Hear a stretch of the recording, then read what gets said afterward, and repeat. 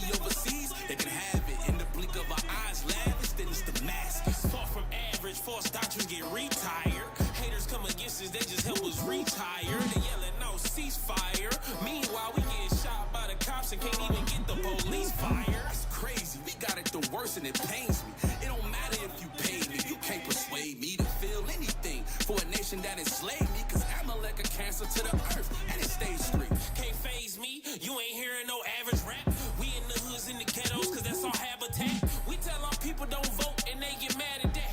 Our king wore a crown of thorns and not a MAGA hat. This ain't a football game, but we march with a Madison hat. Taking over each city to see how the dragon act. Fake Jews suppress news to damage cats. And to keep it frank, our goal's higher than where your attic at. Boy, you ain't know what you was getting into, did you? It's Israel United Christ.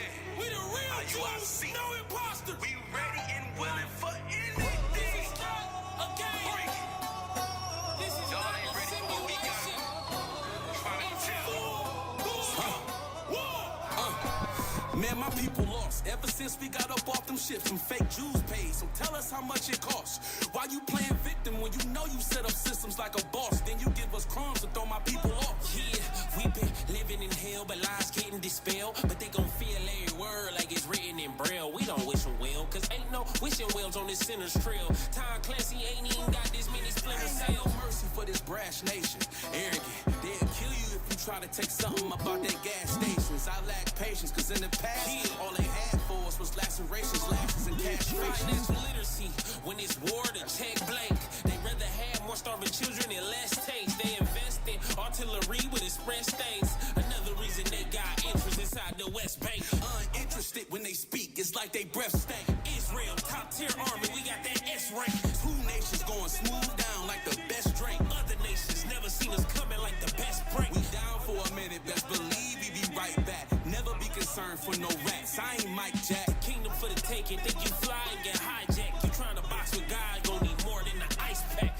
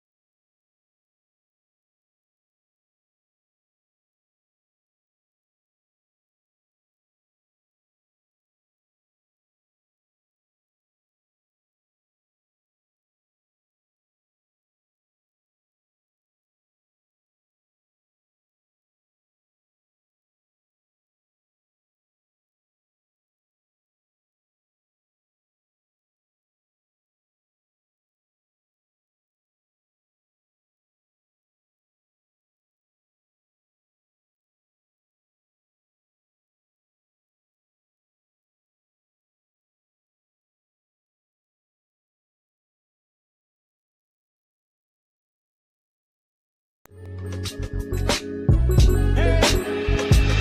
a special place that I like to go with nobody's home to increase my understanding. My daily bread that amazing. I'm talking about precepts. Precept on precept, line upon line, precept on precept, line upon line, babe. I can't keep explaining, can't study for you. I can't think of.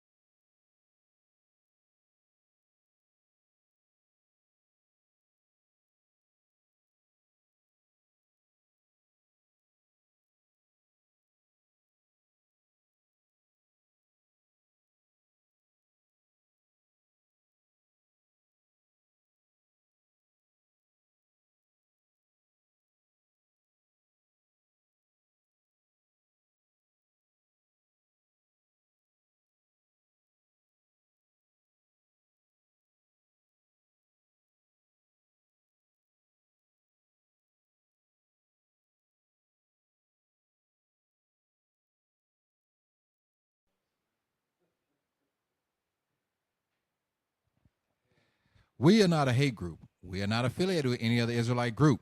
Israel United in Christ is a nonviolent Bible-based movement. We do not advocate or condone any acts of violence against any race, ethnicity, or gender. We advise that if anyone hears or knows of any plots to cause harm to anyone or to break the laws of the land, you must contact the proper authorities to bring awareness to any possible threat as stated in Leviticus chapter 5, verse 1.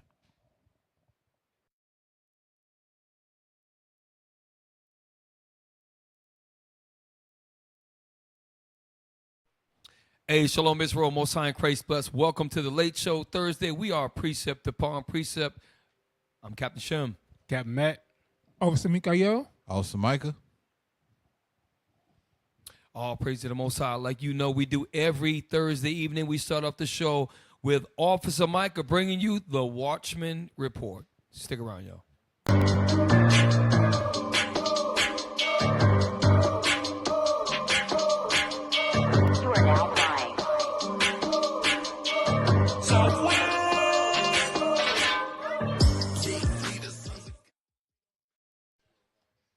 Hey, Shalom Israel, Most High in Christ bless. Good evening. Thank you for staying with us.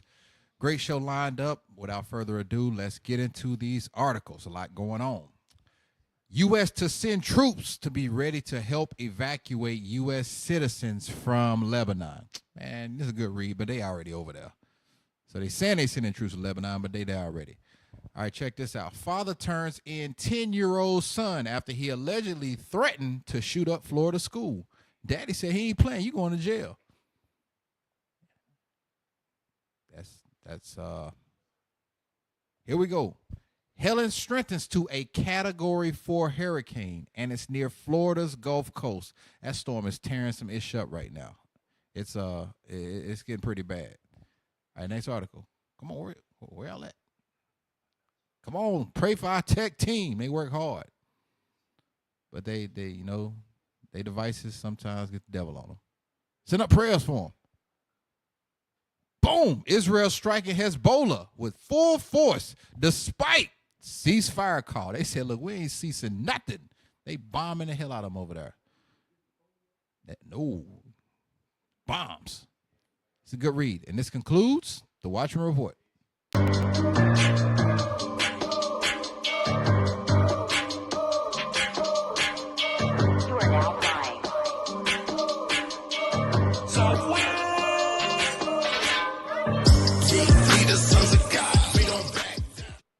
Hey, Shalom Israel. Hey, listen, before we start, get to the thumbnail, do us a favor, right? Captain Matt, can you point to the PayPal? Can you bring it back on the screen like Deacon Malachi does on the Sabbath? Captain Matt got it. So that right there is donate to the Booster Club. The Booster Club, y'all are responsible, and we appreciate y'all for the excellent care that you give to the body to allow our mighty bishops, our deacons, captains, and officers to travel the world. You see the work that's being done, and we cannot do it without y'all. And there's a lot of people behind the scenes who are retired in their 70s and 80s, might not go to camp, might just go and live 3 hours away from the school, and you still contribute. We thank you.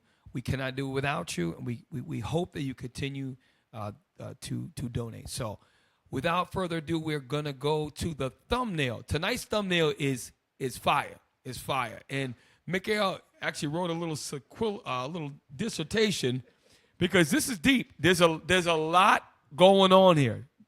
Mikael, take your time. Hey, all praise to the Most High. I had to write a dissertation to break the thumbnail down because Captain Shem always gives me titles that make me think. So, the least of the flock surrounded by cognitive dragons.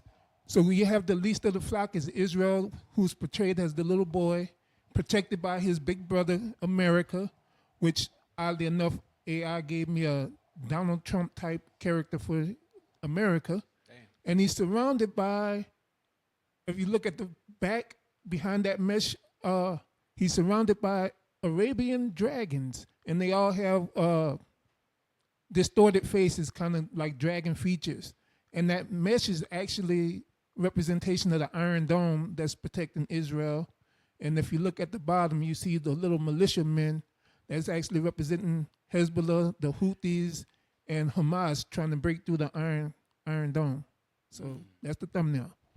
And you know what's heavy about that? When you look at it, right, the so-called, well, they call themselves Israelis. They never called themselves the Israelites, and as duly should be.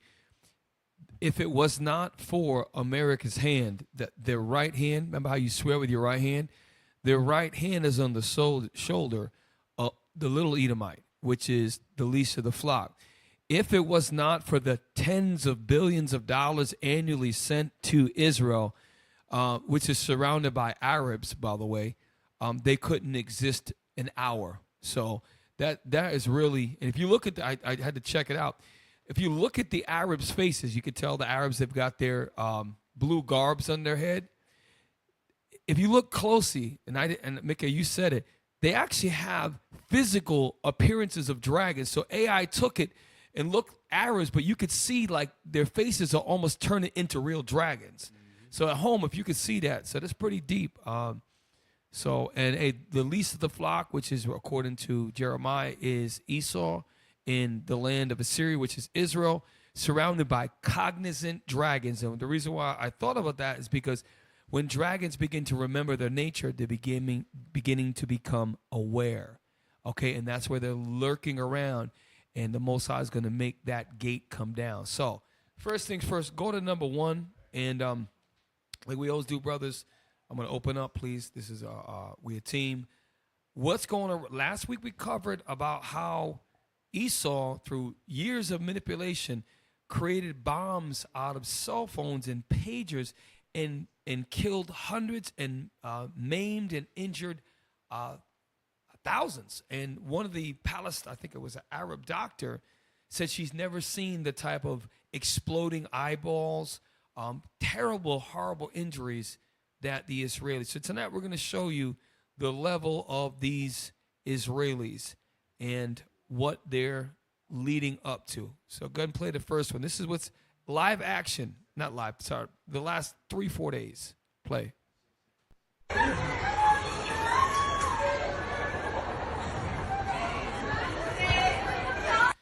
So in the back, now do me a favor, Ak. Pull up a map of Lebanon.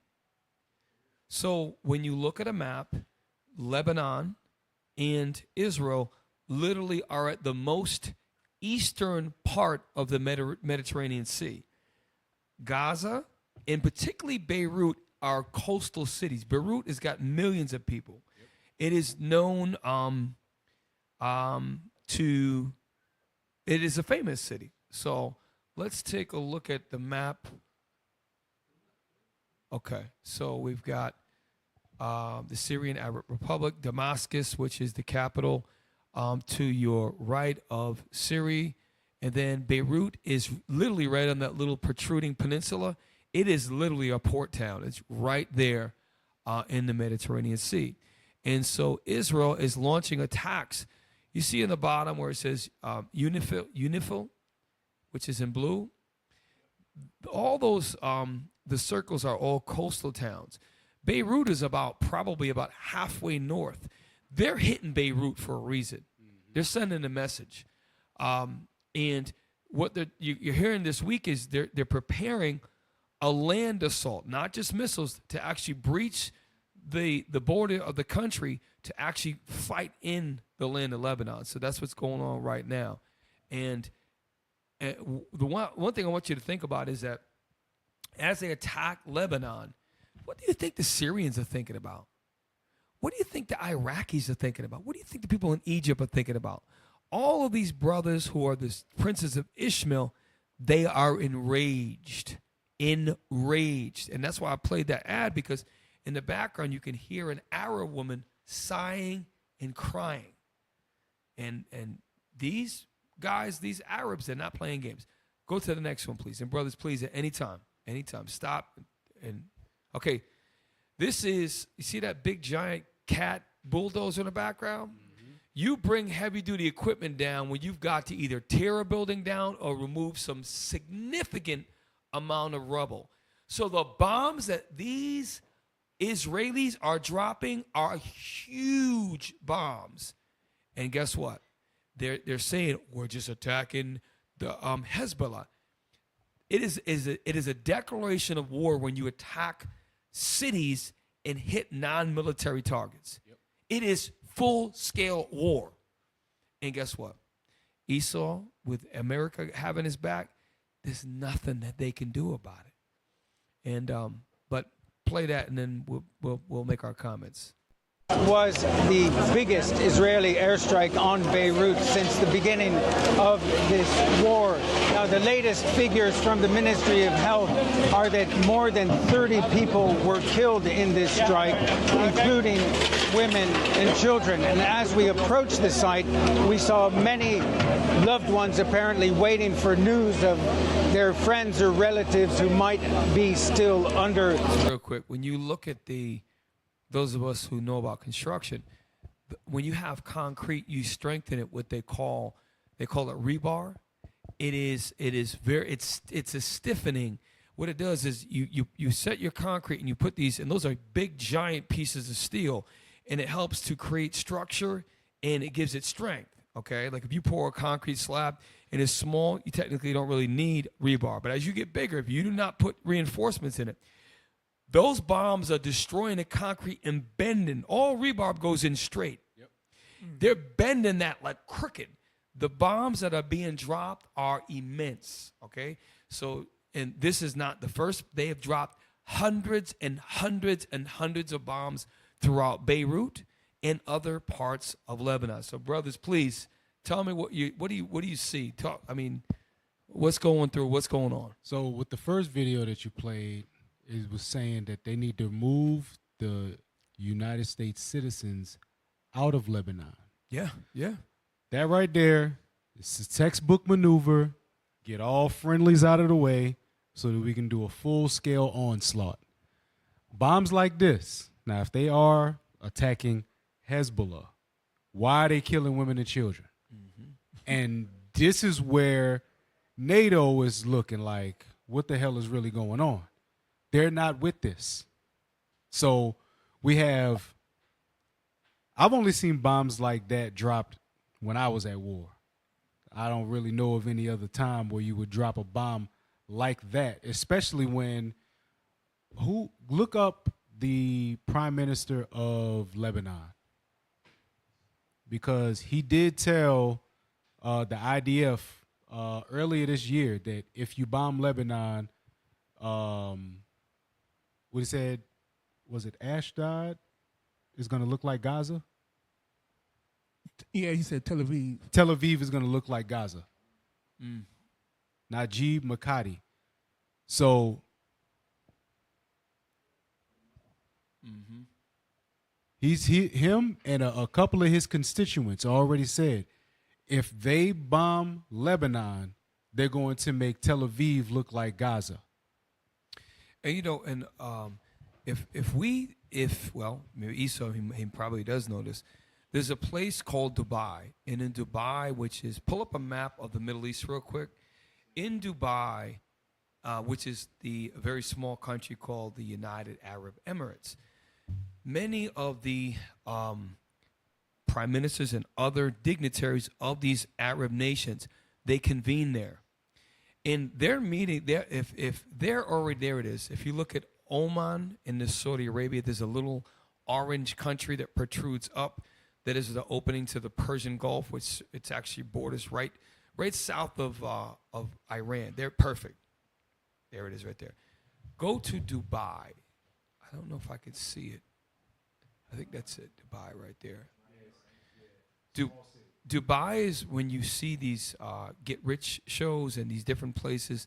This is where everyone in the world wants to go. Dubai is one of the most richest cities. It's gorgeous. People, they park their cars. They leave their doors open. This Andrew Tate talks about it all the time when you watch his specials. And a lot of the leaders from Oman, Yemen, Saudi Arabia, Iran, Iraq, Syria, Lebanon, and men from Gaza and Egypt, they all meet there. And these princes of Ishmael are beginning, that's why we put the thumbnail, they're beginning to wake up. They're remembering, damn, they did that to Iraq in the first Iraq war. They did it again to our brothers over there again. Now they killed 41,000 men, women, children in so-called Hamas. And now they're killing hundreds in Lebanon. When will it be us next? And this is going down right now as we speak. Look at it. Look at the doggone rubble. Go ahead, Officer Mike. To your point, we see the rubble, right? You can put the picture back up. What they're not showing, anytime you drop those type of munitions, you get something. People still get affected. It's called TBI, traumatic brain injuries, just from the shock wave of those bombs. I guarantee it's people walking around over there when something like that hits. Because I've been around when they blow up like ammonium nitrate, stuff like that. Your brain has a tendency to hit the inside of your skull and it'll rattle you. So your ears start to ring, your head hurts, you get sensitivity to light. It's more people probably they're not killed, but I guarantee you they're suffering the effects from them dropping all those bombs over there. Damn. Yep. So that means they're not going to die right now, but they're going to have CTE Yes. and bug out and kill their whole families and then kill themselves, because that's usually what happens with people that have CTE. Well, even to your point, with a lot of football players that get mild concussions, and then later on in life they'll snap. And you got to imagine, man, this was 3-4 months ago. Lebanon, people, international airports going in and out. Lebanon, Beirut is an international city. I mean, they're bordering. They're close to Turkey. They're right next to, what's north? Is it Syria? Yeah, they're surrounded by Syria. You know, I think some people vacation in Lebanon because it is it's beautiful beaches. The whole damn western front of the country is all on the sea. Mm-hmm. And Esau is not stupid. They're using all this because if they're going to bomb and try to obliterate Beirut, isn't that convenient if you can get all of that real estate? And it's just interesting how that they create things to take what they would like. And that's what we're seeing. And why doesn't the United actually, let's do this.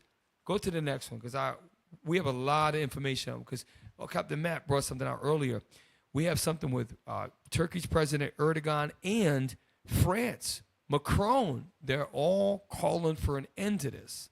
This is a Lebanese journalist, and she's talking about what's going on and how it is. She looks like she's shell-shocked herself. Let's go ahead and play. Thing is clear, at least to my mind and to many who are following very closely what's been happening in Lebanon. It seems that the Israeli government has already taken an action, a decision to escalate, to wage a full-scale war on all of Lebanon.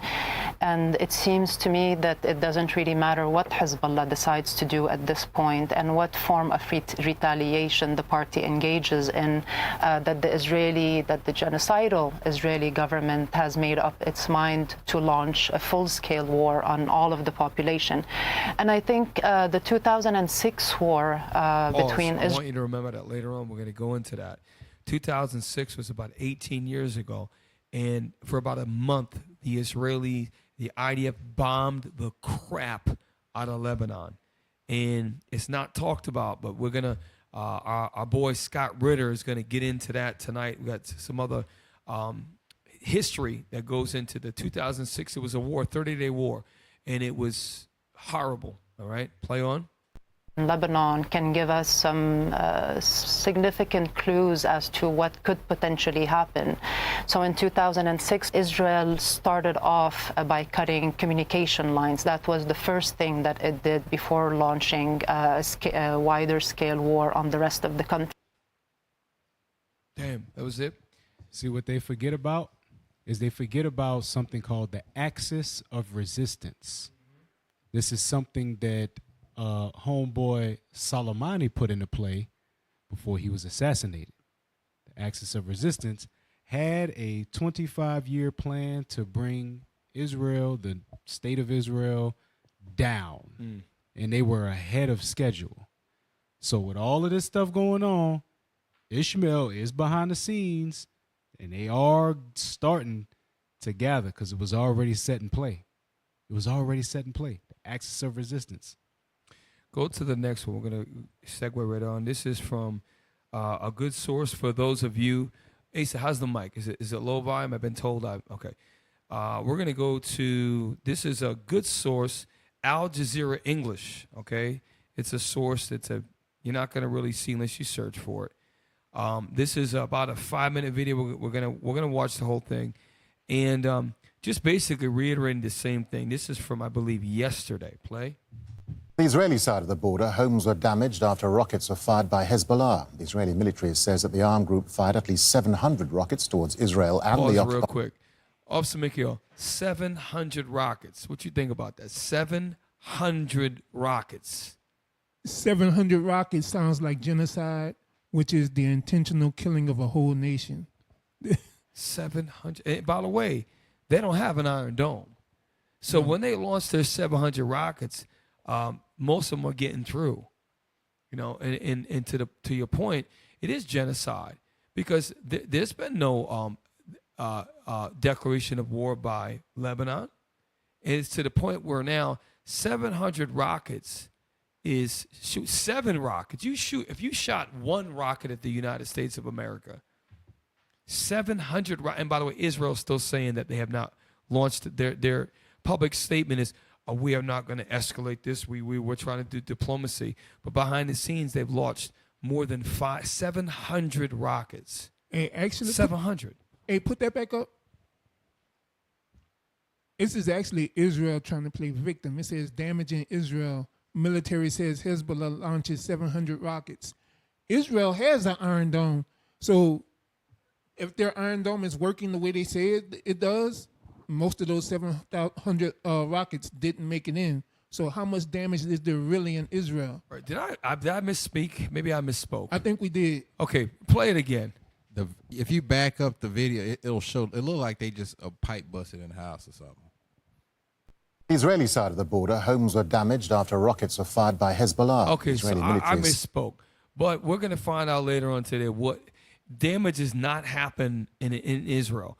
The damage, what we just saw in the first video, is happening in Beirut, Lebanon, where whole buildings are being decimated. So I did misspeak. Play on. The armed group fired. So that's supposedly what a rocket hit right there? Oh, gosh. You can't make this stuff up, man. That looks more like a mortar round than a rocket. I've seen that before. That looks like a mortar round. That doesn't look like a rocket hit it. Right, because the whole archway is still standing. Exactly. I mean, the other one, they had to bring heavy-duty caterpillars, and people are, whole sides of buildings are destroyed, let alone an archway that still has a friggin' Rockets explode. Right. like they remodeling right there. Yeah. The hell is this? Wow. Towards Israel and the occupied Golan Heights this week. Tens of thousands of Israelis are forced to leave their homes near the border with Lebanon soon after Hamas's attack on October 7 last year. Israeli Prime Minister Benjamin Netanyahu now says that bringing them back to their homes is a major military objective. Let's bring in Al Jazeera's Hamda Salut. She's live for us in Amman, Jordan, because the Israeli government's banned Al Jazeera from reporting within Israel. Hamda, let's just remind our viewers, this has been the biggest escalation between Israel and Hezbollah in 20 years or so. So what more have Israeli... Don't you can't stop. Yeah. Go ahead. Can't. Israeli government bans Al Jazeera from broadcasting in Israel. I wonder why. Mm-hmm. Didn't they kill a few journalists in Israel? Yes. So don't just say they banned them. They murdering journalists for reporting what's going on in there. Hey, and if they're doing it there in Israel, you don't think they're doing it here? They control the media. Political and military leaders been saying, Hamda?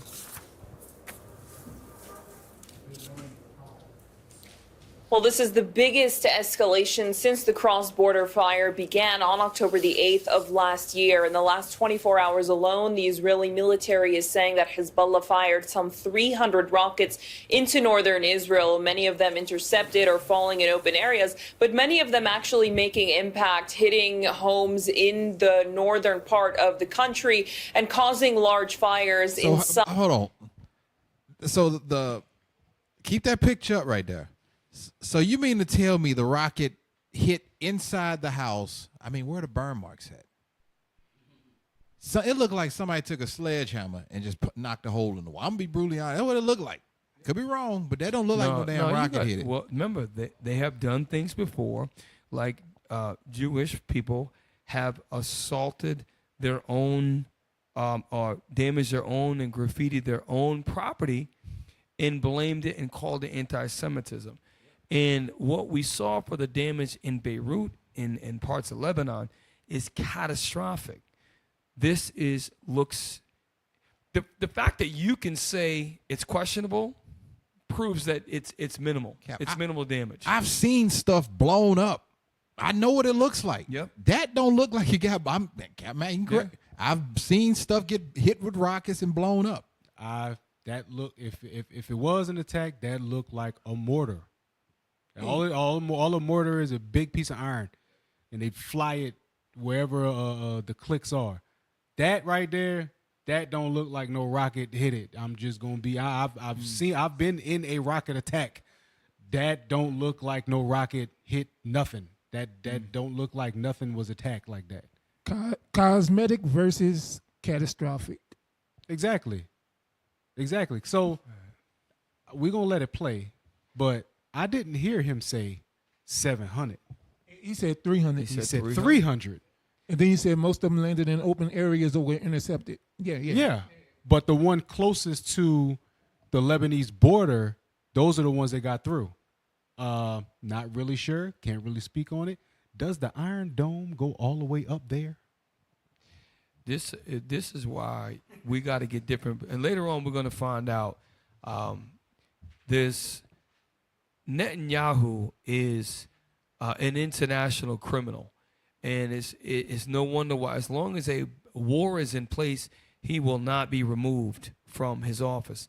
Hence the term why perhaps all of a sudden why there was no defense at all on the border between that runs all the way to the top of the country of Israel, when you couldn't even pass through, and kids with rocks and soda cans were getting M16s pointed at them. And all of a sudden now men with low-grade hang gliders are just flying.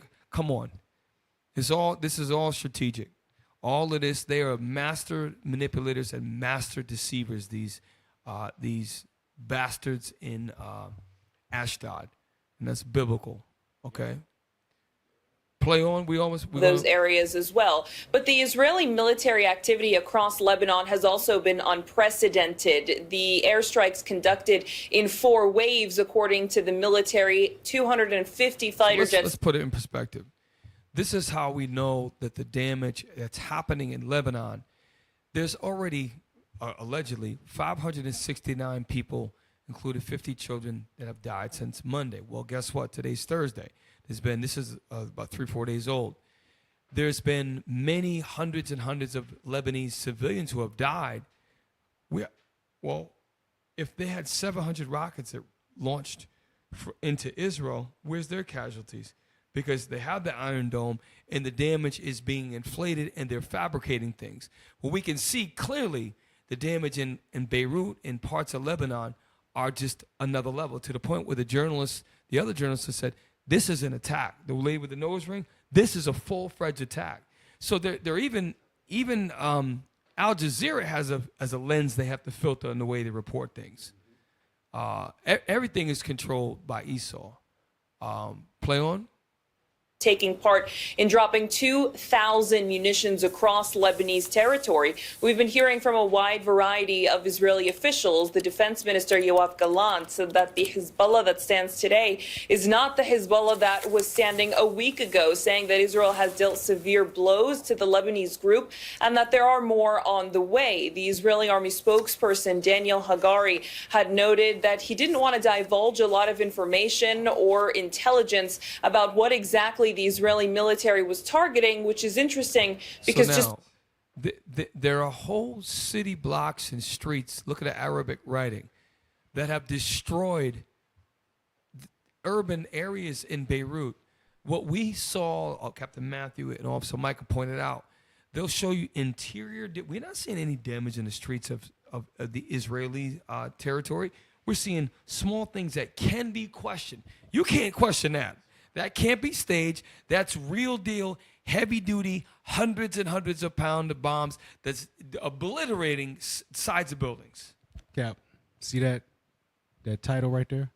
Israeli military says it attacked 1,600 Hezbollah positions and arms storage sites in Lebanon. Wow. What does that mean? Every place that they attacked, every building that they bombed, every life that they took, it was a Hezbollah position or an arms storage site. So they can justify the genocide of those people. They can justify killing whoever they want. Oh, it was a Hezbollah site. Oh, it was an arms storage site. It was an apartment building. They were storing arms in there. Right. Did you get the arms? No, we blew it all up. How did you know that they were in there? We had intel. Like, right. So if they had intel, that means these were called the airstrikes, which means they knew that women and children were there. So, and to your point, if you have 1,600 locations, right, and let's just do a 1-to-1 ratio. Remember, they said before there was 2 disparaging reports. One said 700. Al Jazeera, they said 300. Okay, so 300 shot. Let's just call it down the middle. Let's call it 500, split the middle. 500 rockets came through. They showed you a couple of pictures of minimal indoor damage, right? If 1,600 positions were hit, right, there was at least 1,600 rockets. But usually if you're going to hit a place, you send more than one rocket, more than one bomb. So if it was a 2-to-1 ratio, they've sent 3,200 bombs. And the point is that they're attacking the whole country. Lebanon is under attack. And the way Esau words it, they make it seem like it's a complete one-sided onslaught. An onslaught. The same thing they did to Gaza. They destroyed them. They're destroying them right now. And this is the point. There's only going to come so much that these Arabs are going to take. The Most High is going to put something in them to something's going to snap. And they're going to say, you know what? Enough's enough. And they're all going to realize that we are one. Brother, we are one people. That's what they're going to do. Play on. Hours prior, the Israeli army had released a quantitative list of what type of munitions and how many they had struck in several different areas. The army chief of staff is saying that Hezbollah is not going to get a break. The attacks are going to intensify until the war goal of bringing back those evacuated Israelis to those northern towns and settlements is achieved. So we're hearing from a wide variety of Israeli officials, but the rhetoric remains the same, that they don't want this escalation to last for a long time, but that they are prepared. The term they use is it's escalating. It's escalating. If you shot at least 1,600 bombs, they don't have an Iron Dome. We're seeing multiple different angles of urban centers in Beirut destroyed. It's not escalating. It was escalated last week to the point where they sent bombs through pagers and cell phones. That's an act of war in itself. Lebanon is being attacked aggressively, mercilessly. Okay? Crazy. Those cell phones and pages called guerrilla warfare. That right there is called IEDs, improvised explosive devices. Those things right there, they were made for that purpose. They probably sold them the bombs, sold them the pages. Hey, brother, you need a pager? I got a pager for you. It's nothing for them to bribe one of them or whatever the case may be to have them sell them their own death to them. Cap, you underestimate this devil. He probably said something like, "Hey man, look, I'll give you a free plan for 6 months, and here's the phone. You get the device if you sign up for the plan." You know how he's all sweeten the pot like that. Yeah, give you the phone. Here's a pager. Here's a phone. Get one for your kids too. That's how they'll do that. They're giving out free phones, yeah, like the Obama plan. Free government phones. Right. Dum, dum, dum. So Cap earlier said that NATO and the EU, a lot of them are not having it. So we got something for that. Go to the next video where it says about France. It's a timestamp 0 to 103.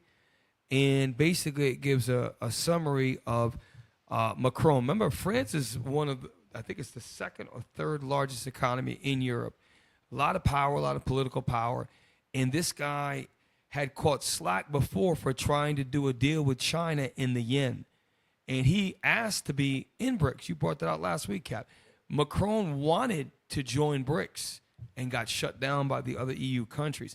Now watch what he is saying about not just Gaza, but now what's going on in Beirut, Lebanon. Can you pull it up? Hey, real quick, get me second Esdras while we wait. Because this is, you know what we want, 15. That we read it all the time, but it's very, very appropriate for tonight's class because how can you continue to destroy a race? The Arabs are a race of people. And Arabs they're a nation of people, the nation of Ishmael. And they came to known to be different families of Ishmael. But a Palestinian Arab has the same culture, for the most part, in religion, which is Islam, as a Israeli-Palestinian a Gazan. And the same thing as as a Arab from Syria or an Arab from Iraq or Saudi Arabia. They have a very similar value system. What do you think? They watch this. What the hell is going on? They're the Most High put in their spirit. Read that. The book of 2nd Esdras, chapter 15 and verse 28.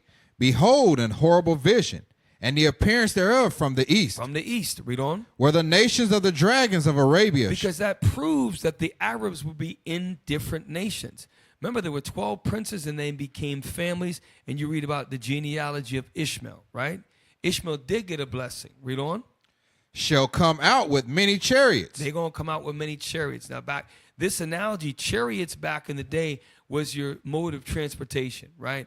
If you had a horse, you was the man. If you had a horse and a chariot, that meant you had power and wealth. Read on.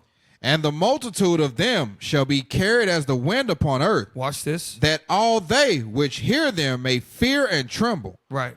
Also, the Carmanians. Now, that's the Iranians, but they work together. Why? Because the Carmanians are in Iran. That's a very close proximity. Read on. Raging in wrath. Why? Because Esau's messed with the Carmanians as well, just like he messed with the princes of Ishmael. Read on. Shall go forth as the wild boars of the wood. Nothing you could do to stop. Go ahead and watch a video on a wild boar.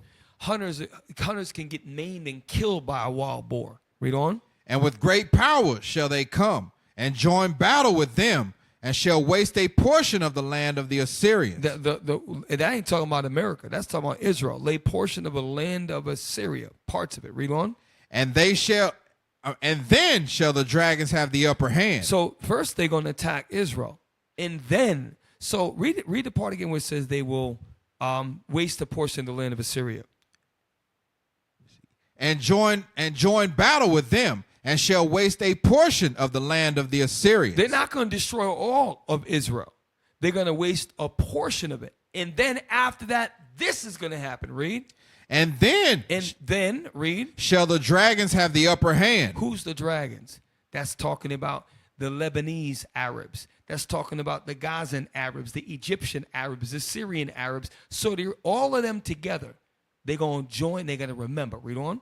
Remembering their nature. And that's why, pull up the thumbnail real quick. We are living in biblical prophecy, y'all. Cognizant dragons. They're remembering. They're remembering.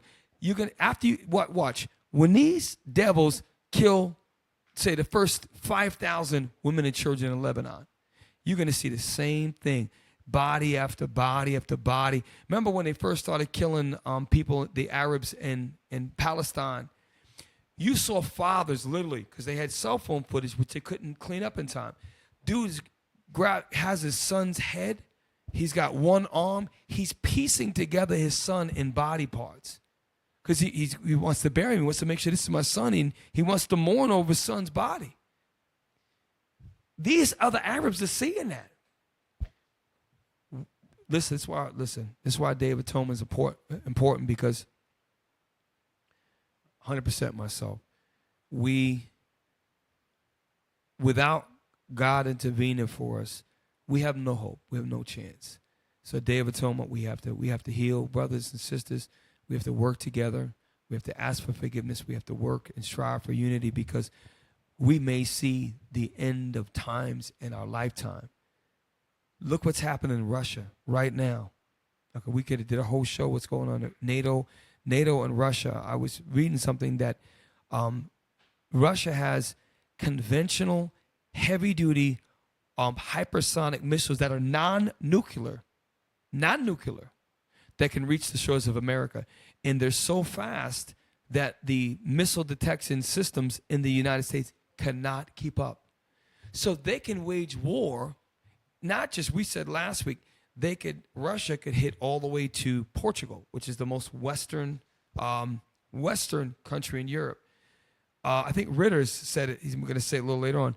They have hypersonic missiles with huge, huge warheads that can get and attack eastern cities in the U.S. all the way to California. And there's nothing we can do. And that's not nuclear, right? So, anyways, play on real quick. We're going to go to a break soon. UN General Assembly meeting, a time when leaders get a chance to express their views about the world. But this year, the agenda here has been taken over by the... Go back real quick. I want to get the acronym, because this is not the United Nations. It's something similar. Okay, right there. So the United Nations General Assembly, I don't know, is this New York? Maybe it is New York. Maybe it is at I think it is at the United Nations. So the UN General Assembly meeting in 2024, all right? And they're discussing at this meeting, this is all the rave of this meeting is what's going on in the Middle East.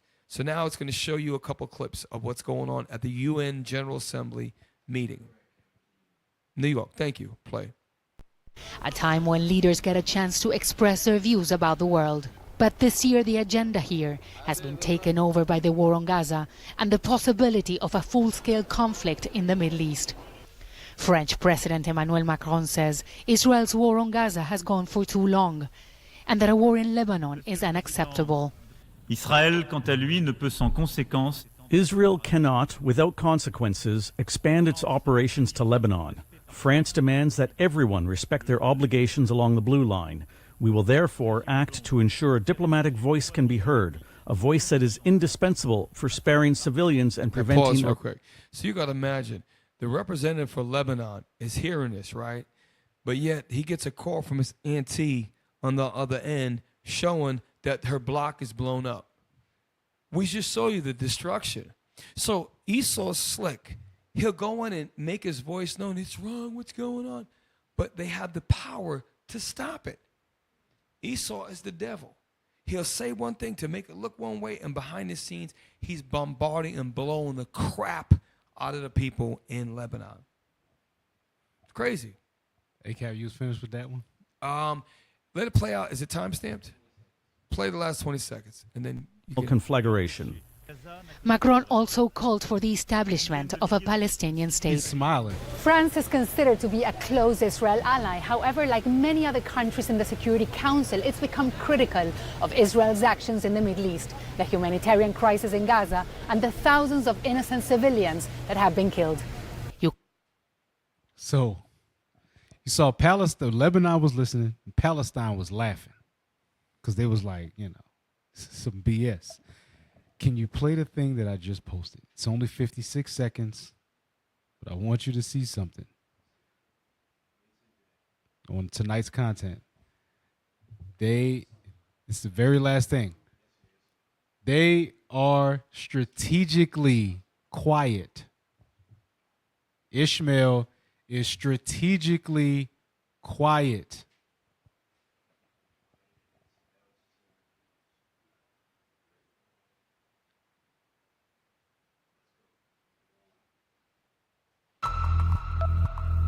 Netanyahu does not have an outcome that is not militarily driven nor zero sum. And therefore, that leaves no space for diplomacy on Israel's part.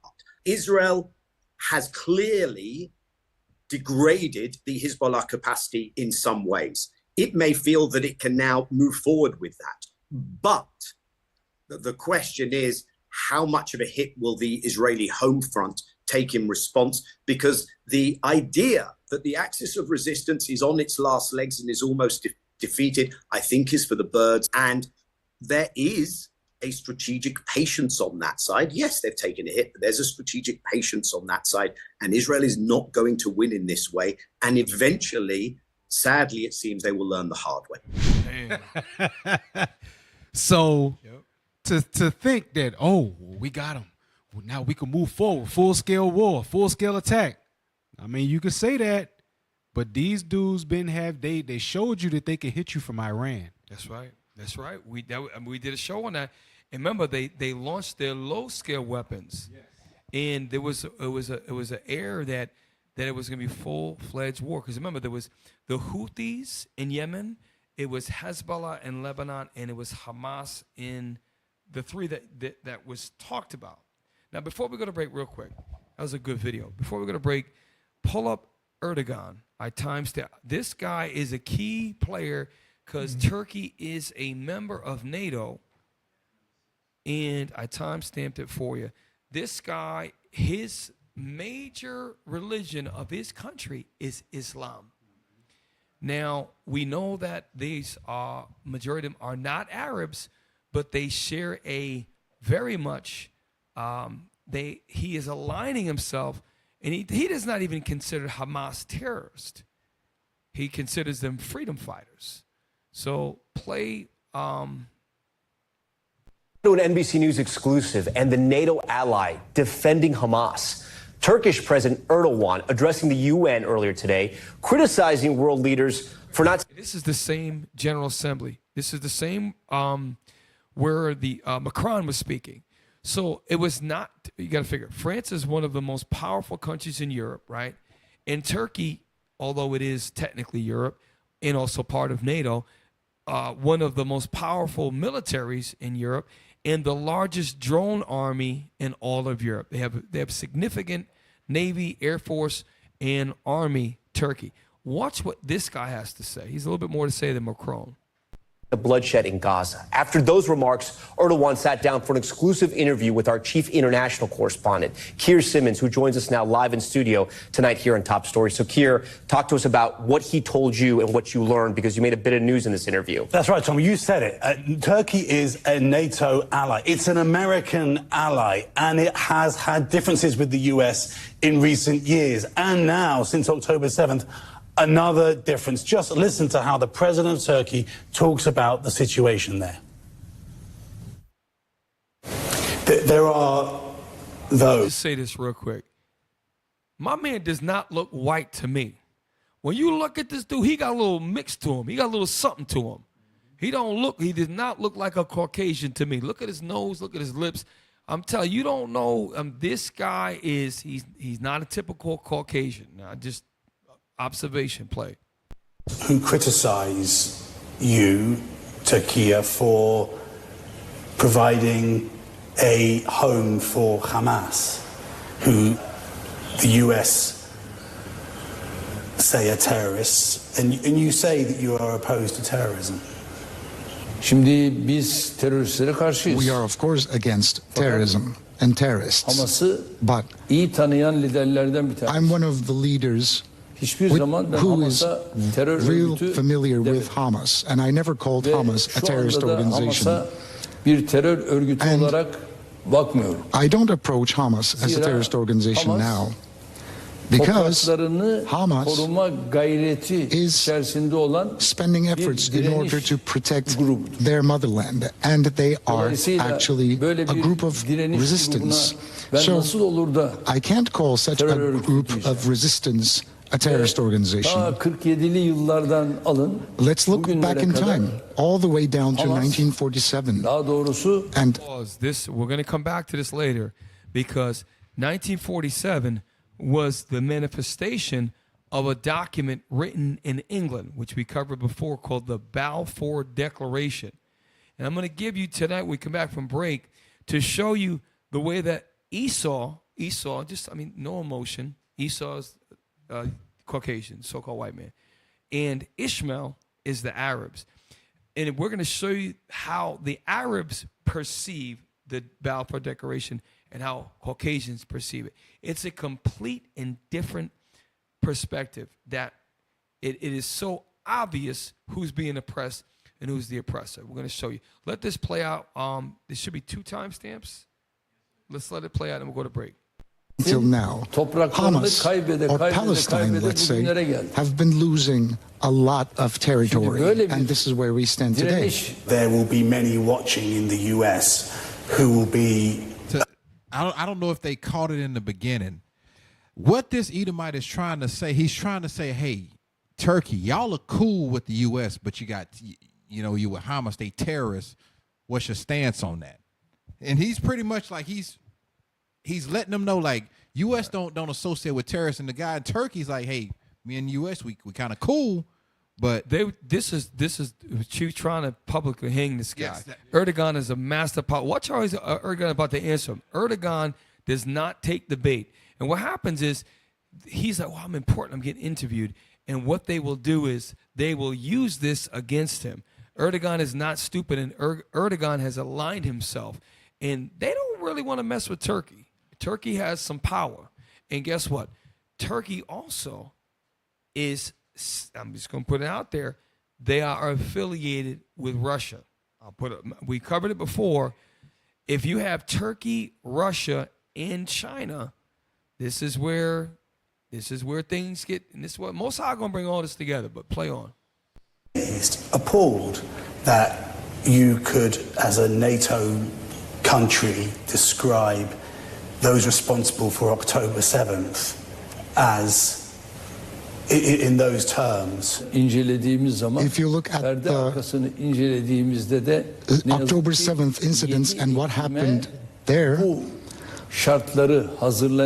we can see the reasons that prepared the conditions for October the 7th to occur. I would like to ask you how many Palestinians were killed. And let's look at the backdrop of all the incidents that have occurred, and then you will see a much different picture. Keir back with us now. There's one more timestamp before we go to break, and he's actually follows up with him, and Erdogan begins to break a little bit more down.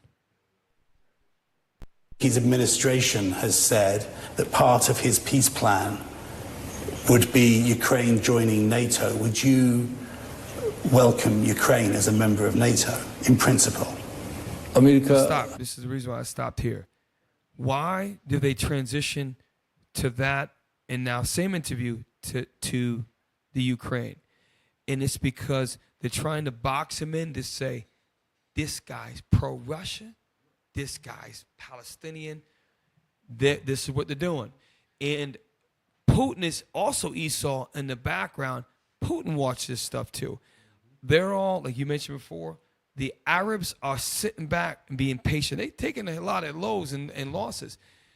This guy, I don't know if you remember, we had a show. It was the biggest crowd I've ever seen in Constantinople, which is a huge city in Turkey. Pull up a map of Turkey real quick. I know I didn't tell you. There was a rally in support of Gaza, saying, free Gaza. I have never seen a crowd as big as we saw in Constantinople, Turkey. Absolutely, it used to be called Istanbul, right? Historically, it was a huge fought-over city, right? Pull up a map of Turkey. We're going to look at Constantinople. Maybe it's called Istanbul now. I don't know which name it is. So Turkey has been for the liberation of Gaza. This guy's saying, look, they're freedom fighters. He looks at them like they're Return of the Jedi. And the imperial, the empire is damned America. He's like, these guys are freedom fighters. They're standing up for the country. Like when you watch Star Wars. And what happened? Okay. There it is right there. I stand correct. Constantinople is the old name. It's Istanbul. And when you look at the Bosporus Strait that connects the Black Sea actually to the Mediterranean, it's a very important, very, very important passageway. A lot of traffic moves through there.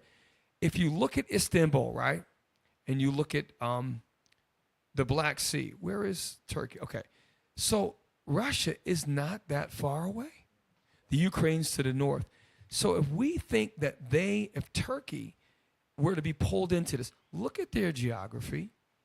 Look at how the whole southern border of the Black Sea is controlled by them. You got Russia to your north, and this is why Erdogan is careful with his words, the way he's speaking. They don't want to mess with Turkey, all right? Otherwise, they would have killed this guy by now. Play on, and we're going to go to break. I know I keep saying it. Ukrayna'nın her şeyden önce The U.S., first and foremost, doesn't want to see Ukraine as a NATO member. And many NATO countries... bir defa NATO'ya üye Rewind olmasını it again. Everybody missed it at home. Watch what he just says. See, he's speaking the truth. What he just said, let's really listen to. Why would he lie? Listen to what he says. Part of his peace plan would be Ukraine joining NATO. Would you welcome Ukraine as a member of NATO in principle? Amerika Ukrayna'nın her şeyden önce The U.S., first and foremost, doesn't want to see Ukraine as a NATO member. And many NATO countries bir defa NATO'ya üye olmasını istemiyor. Don't want Ukraine to be a member. And then we're going to stop after this.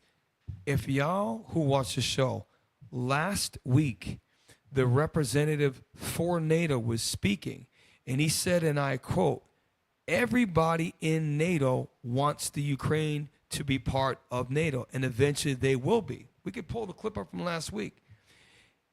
Macron was at opposition with what Israel was doing. Now, Erdogan's like, look, the U.S. doesn't want the Ukraine and NATO, and there's other people that don't want Ukraine and NATO. So which one is it? And now, at the end of the thing, he tries to get him to say, what is your position? What is your position? And he says, I haven't decided yet. So he's apolitical about it. I don't know. So he didn't answer his direct question. This guy's a problem. This guy's a problem because I'm telling you right now, Putin is aligning with this guy, just like the guy from North Korea can't pronounce his name. Putin went on a political tour. He's aligning with all these countries. Yes, Kim Jong. Yes, and Putin came in with Bentleys, Maybachs, gifts, chocolates, baskets of flowers. He came with everything. Putin came like, look, let's talk. He was greeted with hugs. You know, the hug on both sides. Putin was getting all kind of respect. He was supposed to get locked up in Mongolia. The Mongolians said, we ain't locking up Putin. We got to talk to him. So telling y'all, there's something going on. So look, y'all, hey, you got that, right? So remember, listen, that same day, Erdogan was speaking in New York at the UN General Meeting where they share international. This is last week's show. This guy is the spokesman for NATO. Watch what he says. So someone's not telling the truth. Is he telling the truth? If Erdogan's like, yo, there's a lot of countries in NATO that don't want the Ukraine. That's what I'm saying. They're a bunch of damn liars. Watch this. Play that. Allies and partners have provided unprecedented level of support to Ukraine, helping them to retake and liberate Ukrainian territory. We will also discuss Ukraine's membership aspirations, and all allies agree that... He said, we discussed the Ukraine, and all allies agree. This is why the things that we think we see, like how Israel says, oh, it hasn't escalated yet in Lebanon. They're obliterating the Lebanese right now. He's like, oh, they just lie. The white man lies about everything. Oh, everyone agrees. No, they don't. Erdogan don't agree. He's not going to tell you up front that I don't agree with that. There's other countries behind the scenes like Czechoslovakia, like Poland. They don't want the Ukraine in. And guess what? Erdogan said it. The U.S. doesn't even want Ukraine in. All of this is this. Anyways, look, stick around, y'all. We come back after Samika with the Bible verses, our commercial breaks, and Captain Matt with Kingdom Music. Stick around. Shalom. Yeah, that purple be a problem. They don't like that. We don't turn the other cheek. Yeah, we fight back. We keep the law. We teach the law. They don't like that. We waking up the 12 tribes. They don't like that. Yeah, that purple be a problem. They don't like that. We don't turn the other cheek. Yeah, we fight back. We keep the law. We teach the law. Hey, Shalom Israel, Most High Christ blessed. Hey, this is your brother Mikael, and this is the Bible verses. Hey, it's a little bit different today because Boosie actually might be right. Play the video. Boosie, why you always in gay people business? Look.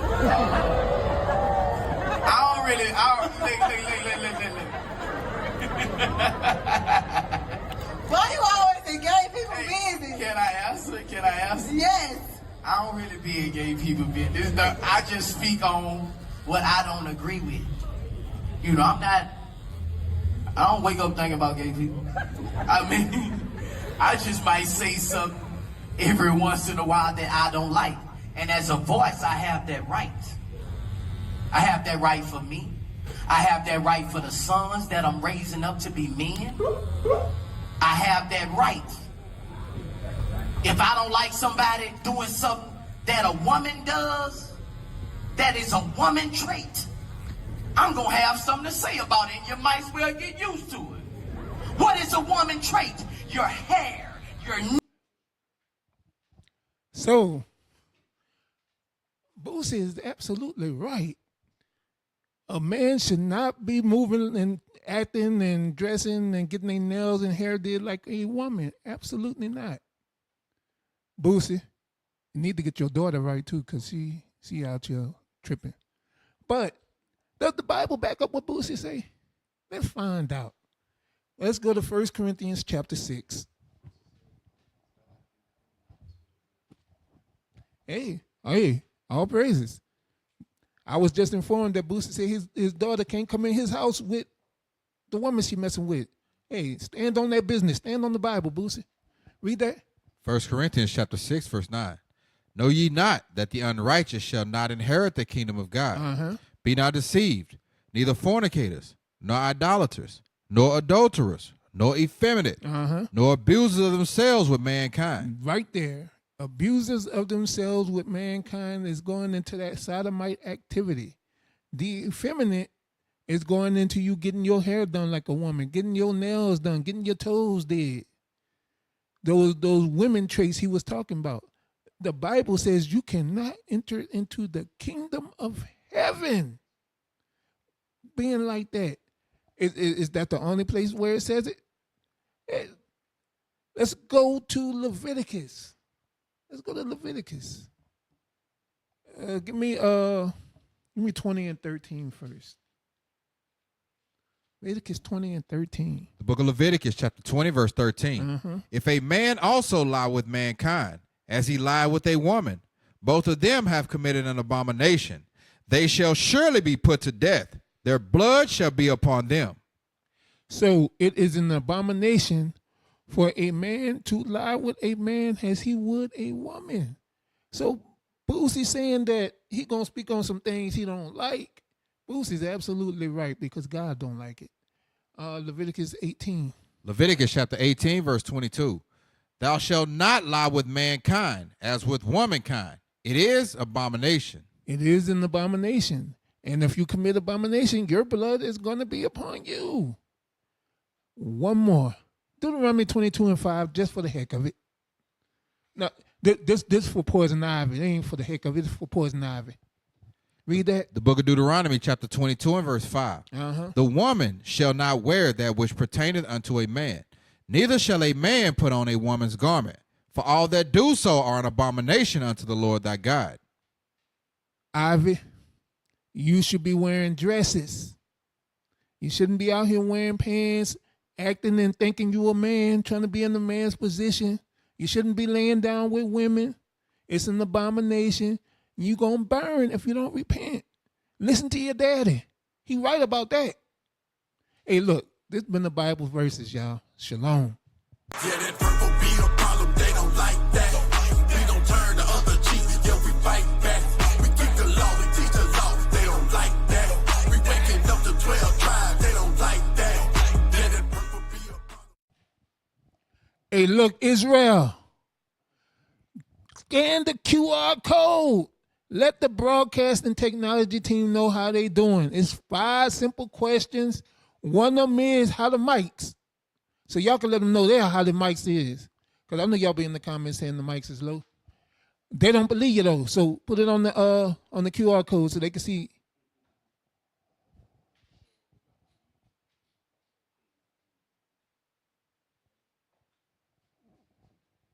Hey, Shalom Israel, Most High in Christ bless. My name is Captain Shem, IUIC New Orleans. Help us to grow. YouTube page, subscribe, like, share, hit the bell notification. And now it's even easier, y'all. Hey, and also part of New Orleans Camp, we got the community cleanups. Cleaning up our neighborhood one at a time. What y'all waiting for? Subscribe. What are you waiting for? Subscribe! Have a good vibe. There's so much wrong going on in the world, but somehow we keep it all smile. Subscribe and follow us on all social media accounts. We got TikTok, we got Twitter, we got Rumble, and YouTube. Make sure y'all follow IUIC New Orleans. Shalom.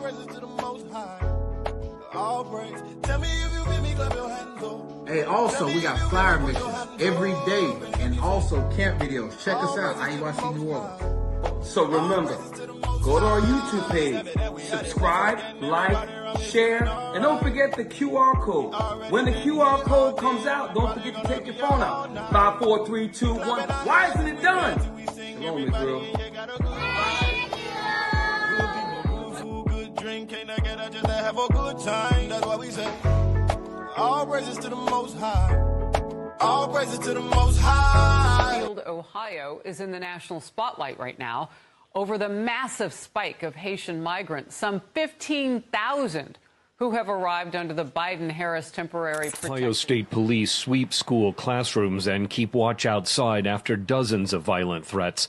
They follow false claims that Haitian immigrants in the city of Springfield are eating people's pets. claim that Haitian immigrants in Springfield, Ohio are eating local pets has now led to a flood of threats in the city. Last night, organizers were forced to cancel a meeting at their Haitian community center.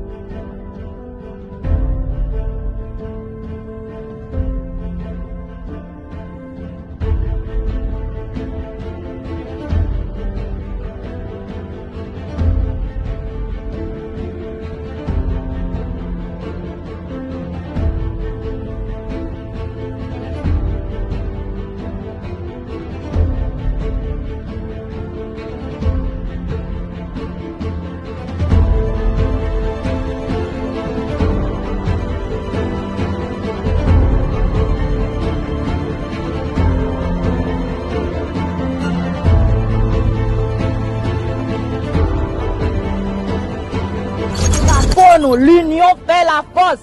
Nous supposons mettre tête nous ensemble pour nous sortir tête nous dans ça nous y aujourd'hui.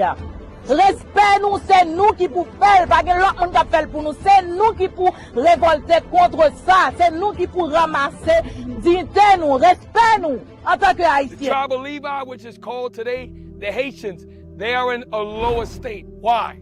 They used to be the priests of Israel. Now you see them in one of the most poorest countries in the world, the poorest country in the Western Hemisphere. And they were the priests of the Lord. It is high time that you Haitians, you turn back. Jesus Christ is black. And once we understand that, Moses was black. And that's your forefather, Levi. You Haitians, you're related to Moses. You're related to Judas Maccabee, one of the greatest historical figures in the nation of Israel. It's time that you brothers and sisters from Haiti, and there's a lot of so-called Haitians that are in Panama, they're in Mexico, they're in Columbus, Ohio, and everywhere they go, they catch in hell. It's time to return to the one true God. It's time to turn back to the Father and keep His commandments, not as Haitians, as the tribe of Levi. The tribe of... Hey, ladies and gentlemen, there's the King. Let's go. Hey, hey, 12. Hey, 12 up. Hey, Shalom Israel, Most High in Christ. Bless. Y'all already know what time it is. It's Kingdom Music. And we got another album from my brother, the Tershata, Prophet Kalaya. All right, Tershata. If you don't know, better read the book of Ezra and Nehemiah. That'll tell you what Tershata is. All right, now go read. But before we do that, we're about to get into this new single coming straight off the album. Peep it out.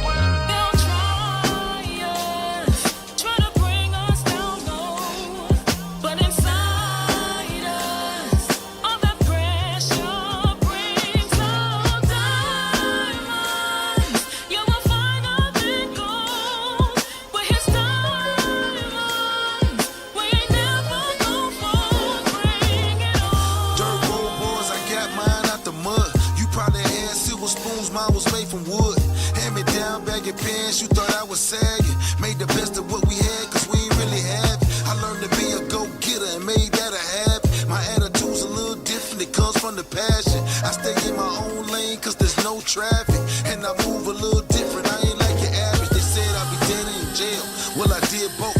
10 years dead in the prison grave, I came back a Jew. African-American, made in America. Searching for my fathers, found a diamond buried in the rough. Back in society with pressure on my shoulder, convicted felon on my jacket. Best believe I still ain't folded. Vision used to be a million, now the mission is the kingdom. Yeah, I'm stumbling and falling, but I'm trying, I ain't playing. They'll try to bring us down low, but inside us, all that pressure brings out diamonds. You will find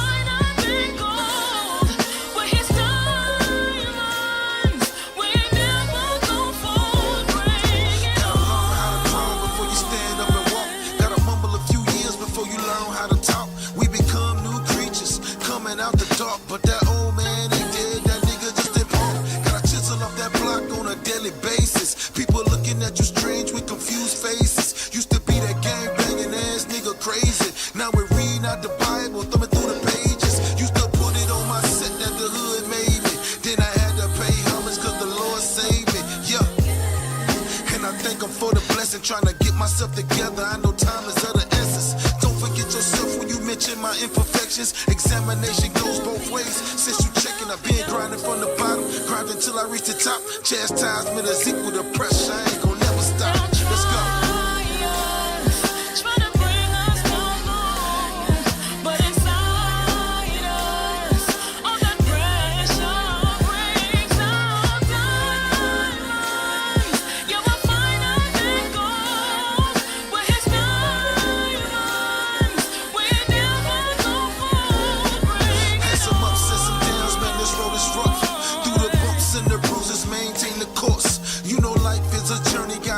Choice, either go against the grain or come and serve the Lord. A journey of 1,000 miles begin when you start. Gotta move like a man, but it takes some heart. Throwing shade on my name, that's the easy part. I'm walking through this flaming furnace, there's a reason for it. God is my witness, I'm just trying to get the kingdom. I know Satan's in the midst, he just departed for a season. Used to be that high head, looking for a reason. That's a thorn in my flesh, I don't think that spirit leaving. Don't misunderstand me, I'm humbled by the scriptures at the doorstep of my elders, cause I'm trying to get that wisdom. Running in this race, many fake when they get winded. I just catch my second breath and keep it pushing to the finish. No pressure. Trying to bring us down low, but inside us, all that pressure brings down us. We'll find a big goal where his love, and we'll never go forward. Bring it on. I can handle the pressure.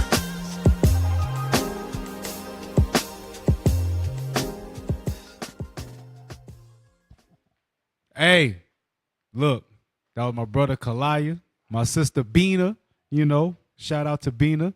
Sis lost a whole lot of weight. But look, real music is coming back. No more of that mumble stuff. Look, I've been saying it for years.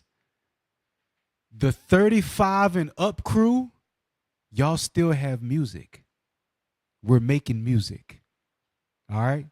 So you ain't lost it. You ain't got to go way back in the oldies and listen to all of that stuff. You can listen to new music from your people in your age range that's talking about stuff that you can relate to. Spread the word. This Kingdom Music. Ladies and gentlemen, there's the Dream King. Let's go.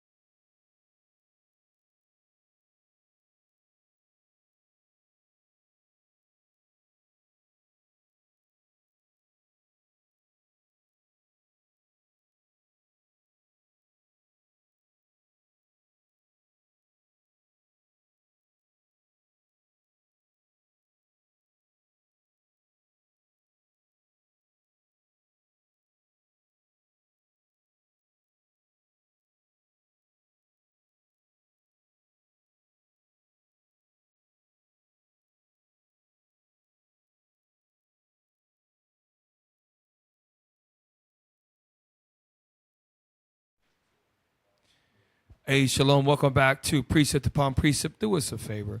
Subscribe to our Instagram, Rumble, YouTube. And also, we are at 27,600 subscribers. We've been stuck in the 27,000s for weeks and weeks. We're trying to get to 30K. Help us to get there. And also, on the lower right-hand corner of the screen, it is the Booster Club. Please donate to help get the Prophets 12 tribes worldwide. This is the thumbnail, real quick. I think you had it up. It goes, this is kind of cool. Mikhail, go ahead, break that down one more time for those of us just tuning in. So if you're just tuning in, we're going over the least of the flock surrounded by cognizant dragons. So we have the least of the flock is Israel being depicted as this little boy here being protected by his big brother America. And that mesh is representation of the Iron Dome. Behind that Iron Dome, you have the dragons of Arabia, which these are Arabs, and they all have features of a dragon. You also see terrorists at the bottom, or terrorists as they call them, but these are actually freedom fighters or a militia. They represent the Houthis, Hezbollah, and Hamas, all trying to break through the Iron Dome. So that's what we're going over tonight. All praises. So now we have this gentleman here, Scott Ritter. The key to this guy is he held a very, very high security position as a former United Nations weapons inspector. He was all over the TV during the Iraq War. We all saw him. He was in his younger years. He is very credible, former Marine Corps officer, along with our friend, well, not our friend, but Douglas McGregor, Army Colonel Douglas McGregor. These two guys right here, okay, he's about to drop some serious information. Hey, Cap, not to mention, yes, if people want validity, remember they just raided this dude. Yes. Yep. They just raided his house and all of that stuff because what he's speaking is the truth and they don't like it. He's about to, by the way, they didn't find anything. They just rifled into his house because they're trying to just discredit him. So watch what and this is the judge here. He brings McGregor in, and he's very much a proponent of financial institution. He talks about gold, but he brings him on, he gives him a platform to say what he needs to say. So go ahead and play this.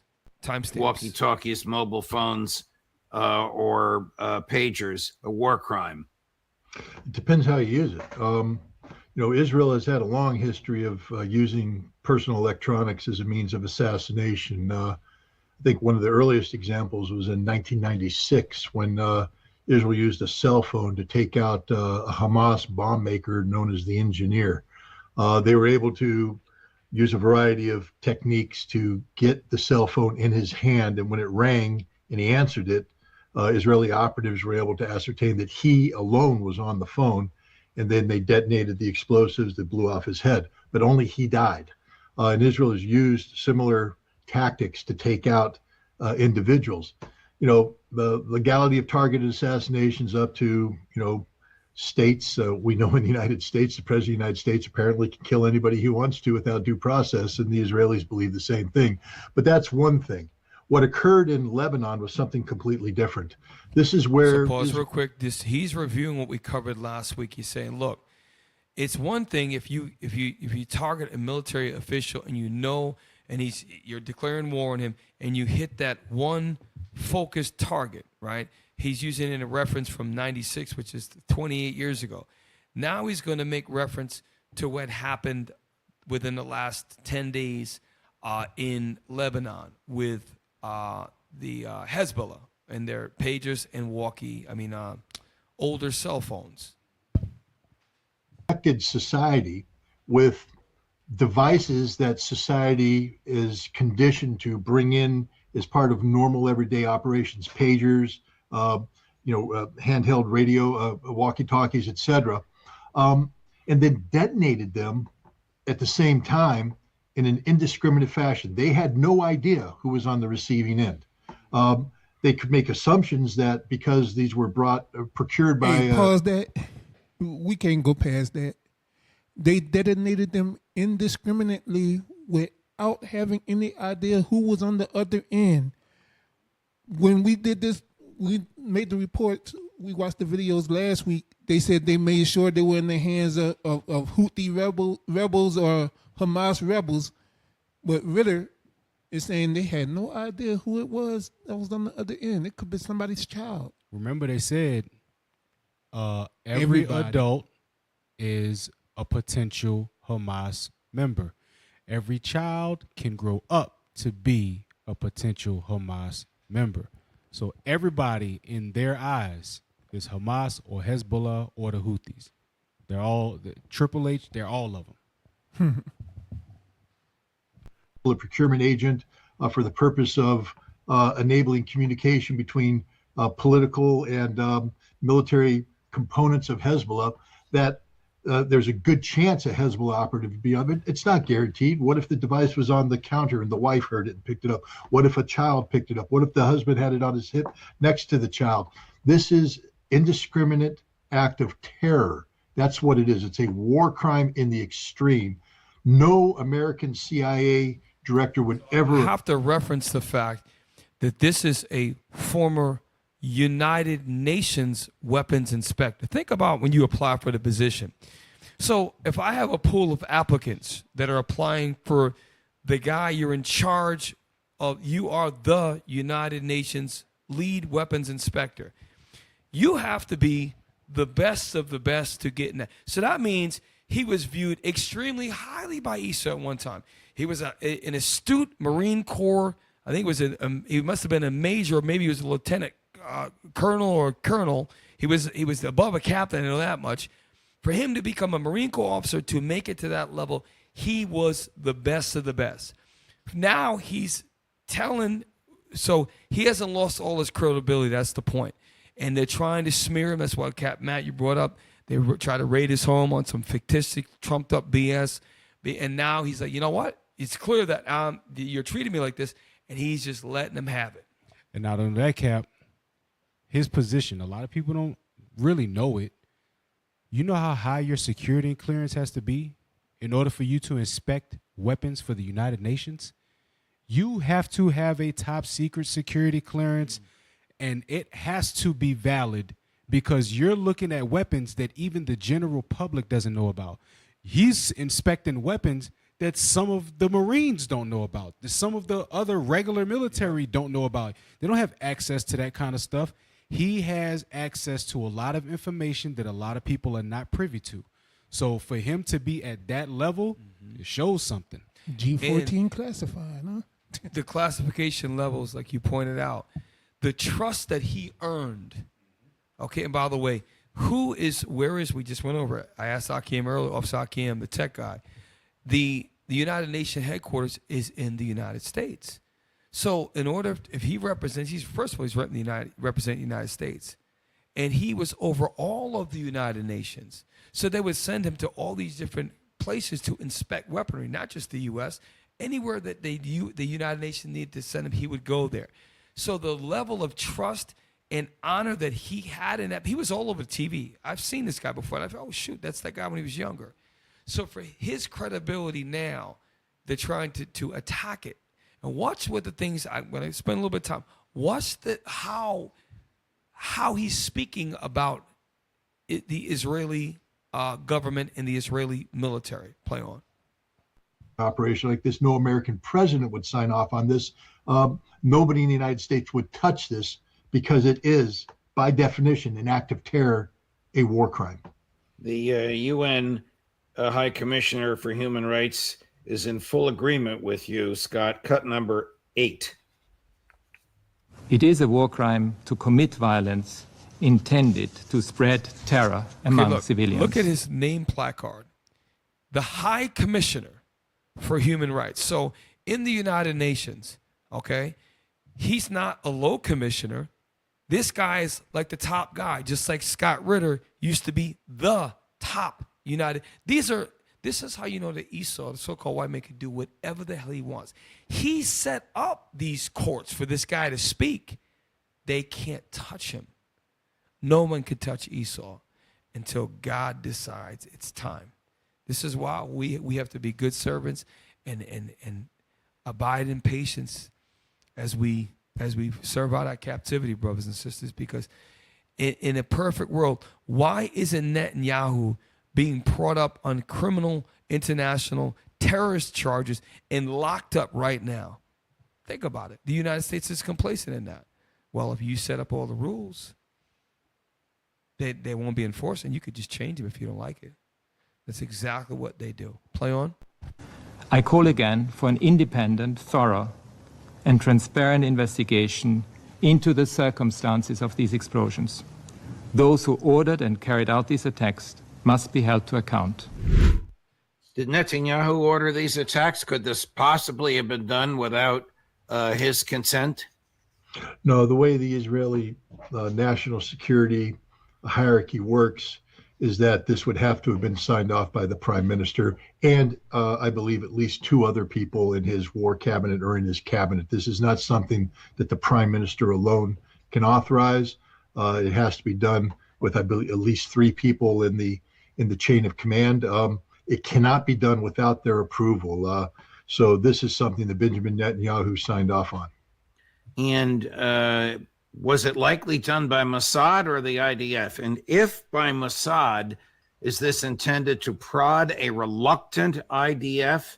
Okay, should be two more timestamps, because now that was the opening.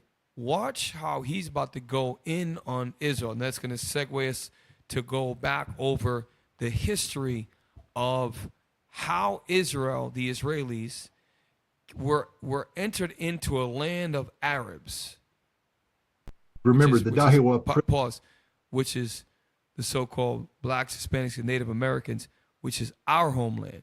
So it's not the Arabs' homeland; it's our homeland.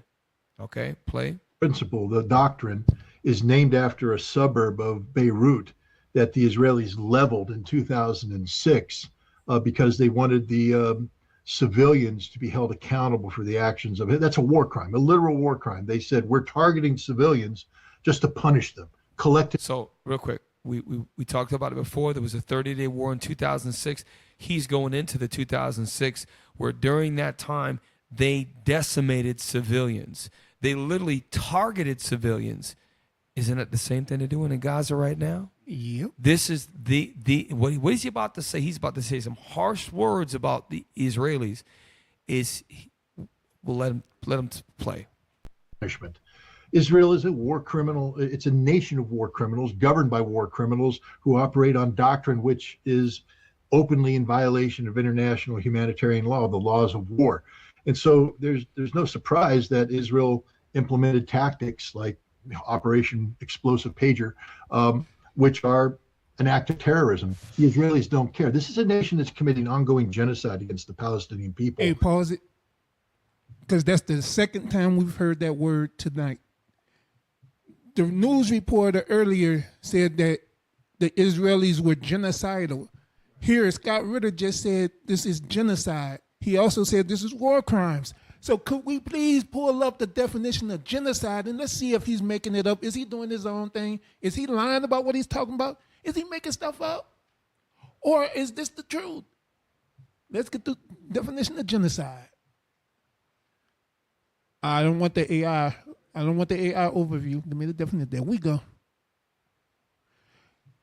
The deliberate killing of a large number of people from a particular nation or ethnic group with the aim of destroying that nation or group.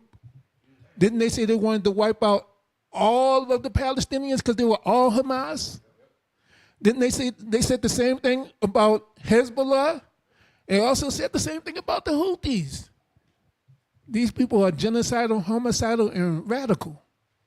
And this is another Caucasian, a highly respected United Nations chief weapon inspector, former Marine Corps officer, saying that purely this guy's over Redenbacher white. There's no distinction. I'm saying, and he is a white guy, a white man's white man, talking big-ish about these Israelis. So is he anti-Semitic? because he's speaking the truth. So, and notice, no one calls him anti-Semitic. When you're a Caucasian, there's certain people they let criticize. But if Scott Ritter was a black dude, he wouldn't have any platform. Just like that they try to destroy Candace Owens for just telling the truth about so-called Israelis. Okay? Play? That has been recognized by both the International Court of Justice and the International Criminal Court. Do you think they're going to pause and go, well, gosh, we better not do this because some Lebanese civilians might get hurt? They don't care. They view all civilians as combatants, and they view all non-Israelis as animals. Here's Prime Minister Netanyahu yesterday. Much of this will aggravate you. Much of it is utterly disproven lies, but here he is on a roll. Cut number 5. On October 7th, the Hamas terrorist monsters burst into Israel, murdered our people, raped and beheaded our women, burnt babies alive, and took 255 innocent people hostage, including many Americans. A day later. You about to say the same thing I'm thinking. All that happened October 7th? For real? For real? I thought it was only a few bombs that happened. Wait till Scott Ritter's about to blast the hell out of this dude. Remember, these Israelis are a bunch of they are liars. The biggest lie is that they claim that they're the real Jews. Right. So if they lie about that, what else will they lie about? So here it comes. This is an Edomite. This is Esau, okay, who known as the Jewish man, and another American Edomite, Esau, is going to set the record straight. So it's not going to be us. We're going to let his brother, okay, of the same nation, the greatest of the flock, is going to tell the least of the flock. Because remember, Scott Ritter sat on these boards with the presidents and all these men. He's been around all these political officials, and he's white, just like this guy. Play. October 8th, another Iranian terrorist proxy, Hezbollah, attacked Israel completely unprovoked. They fired missiles and rockets into our cities. They made 60,000 Israelis leave their homes along the Lebanon border, becoming refugees in their own land. In the subsequent months, they haven't stopped for a single day attacking us. No country can accept the wanton rocketing of its cities. We can't accept it either. We will take whatever action is necessary to restore security and to bring our people safe back to their homes. His purported justification for the use, without stating it, of the exploding paging devices. So pause. Scott Ritter is about to go in on this guy. All right, play on. Yeah, and again, he's set forth conditions for victory that will not be attained. All Hezbollah has to do now is survive and continue firing rockets into the north. They don't have to win. They don't have to conquer Israel. To win this fight, the way Netanyahu has defined it, they just have to keep 60,000 Israelis from returning home, which is the easiest thing in the world to do. You just keep firing rockets. And Israel doesn't have the solution. They proved that in 2006. You can't stop the rockets. So it's a stupid move by Benjamin. But, I don't want to spend too much time on it, but, on October 7th, as if it began there. Israel's been running an open-air concentration camp in Gaza since 1948, the Nakba, when 750,000 Palestinians were purged from their homes. Thousands were murdered by the Israelis who stole their land, stole their villages, and they've been stealing land and villages ever since then. So to pretend that October 7th was in a vacuum, plus he ignores the fact that, there's no evidence of rape. There's no evidence beheaded babies, burned babies. Like Captain Matt was saying, really? That all happened? So again, this is why the Lord reveals things. This is why I got to keep saying it. It's not Israel United Christ saying it. We have a former Marine Corps white officer who had such a high security clearance, he became the guy, the top United Nations trusted weapons inspector, saying this about, and this is a Caucasian, so he's not anti-Semitic, about Netanyahu. And he is telling facts. See how naturally it flows off the tongue? And this is what we're going to get into next. Let this timestamp finish out. The Israeli press says that, not Scott Ritter, the Israeli press. And he also ignores the fact that the vast majority of people who died that day were killed by the IDF. It's, again, the Israeli press acknowledged it. So he's a liar. He's a fabricator. He's a murderer. He's a genocidal maniac. And again, all he did is sell Israel down the river right there, because he set terms of victory. Just like he said, to be victorious against Hamas, we will destroy them militarily and politically. You can't kill an ideology. Now he says that we will return 60,000 people to their homes. He never will, because Hezbollah will never stop shelling it until there's a ceasefire in Gaza. So in the interest of time, I had one more timestamp. We're going to forego that because we're running out of time. And I want to show you two things. I know Captain Matt had some things. I want to, Michael rather. I want to show you a quick history of the Balfour Declaration, because he mentioned about 750,000 Palestinians were relocated, right?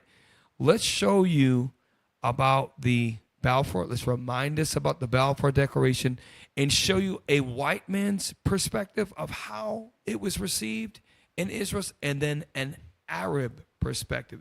They're completely different perspectives. So here is the Balfour Declaration, a short video, which is, it says,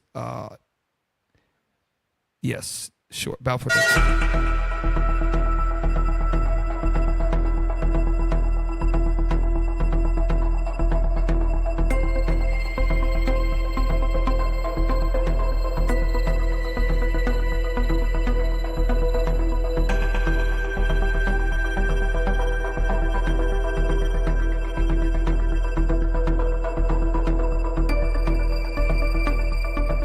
أثناء هذا الجدل أعتقد أثيرت مسألة أنه في هناك حركة صهيونية، وأنه في هناك جزء من اليهود يطمحون بالعودة إلى فلسطين، وأن يكون لهم يعني وجود في فلسطين وكيان في فلسطين. Britain began to look on the Zionist movement as a possible partner in justifying a renegotiations of their agreement with the French. The British did not support Jewish nationalism. They did not support Arab nationalism. They supported British imperialism.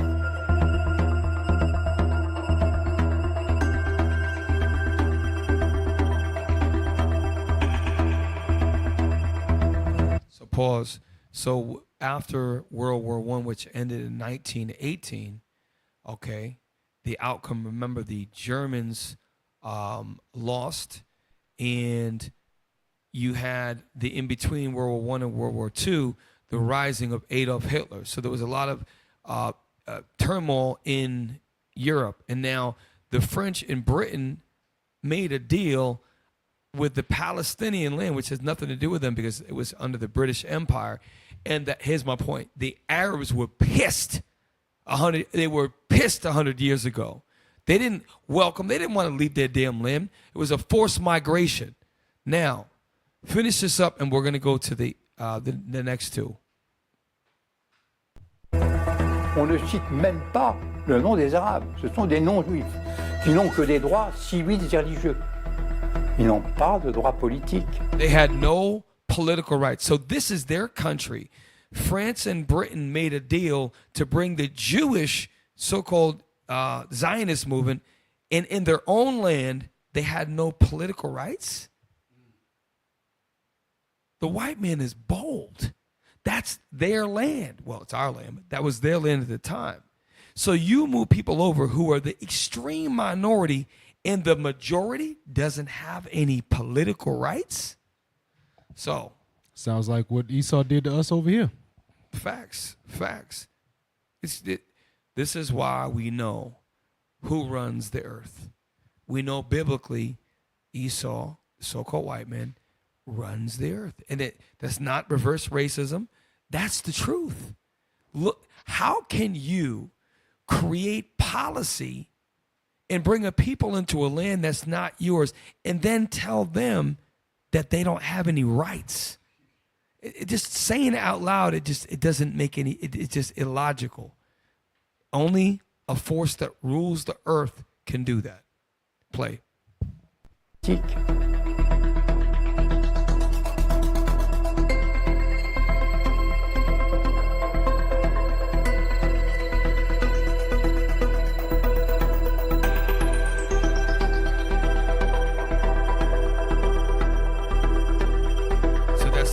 That's what. So the Balfour Declaration for Arabs means something very different than for Caucasians. Now, pull up the Edomite perspective and then pull up the Arab perspective, and then I'm done.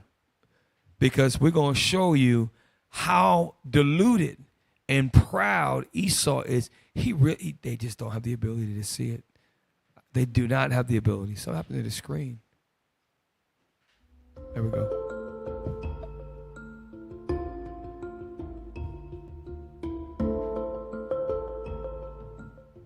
How does the Balfour Declaration stand as a legal document?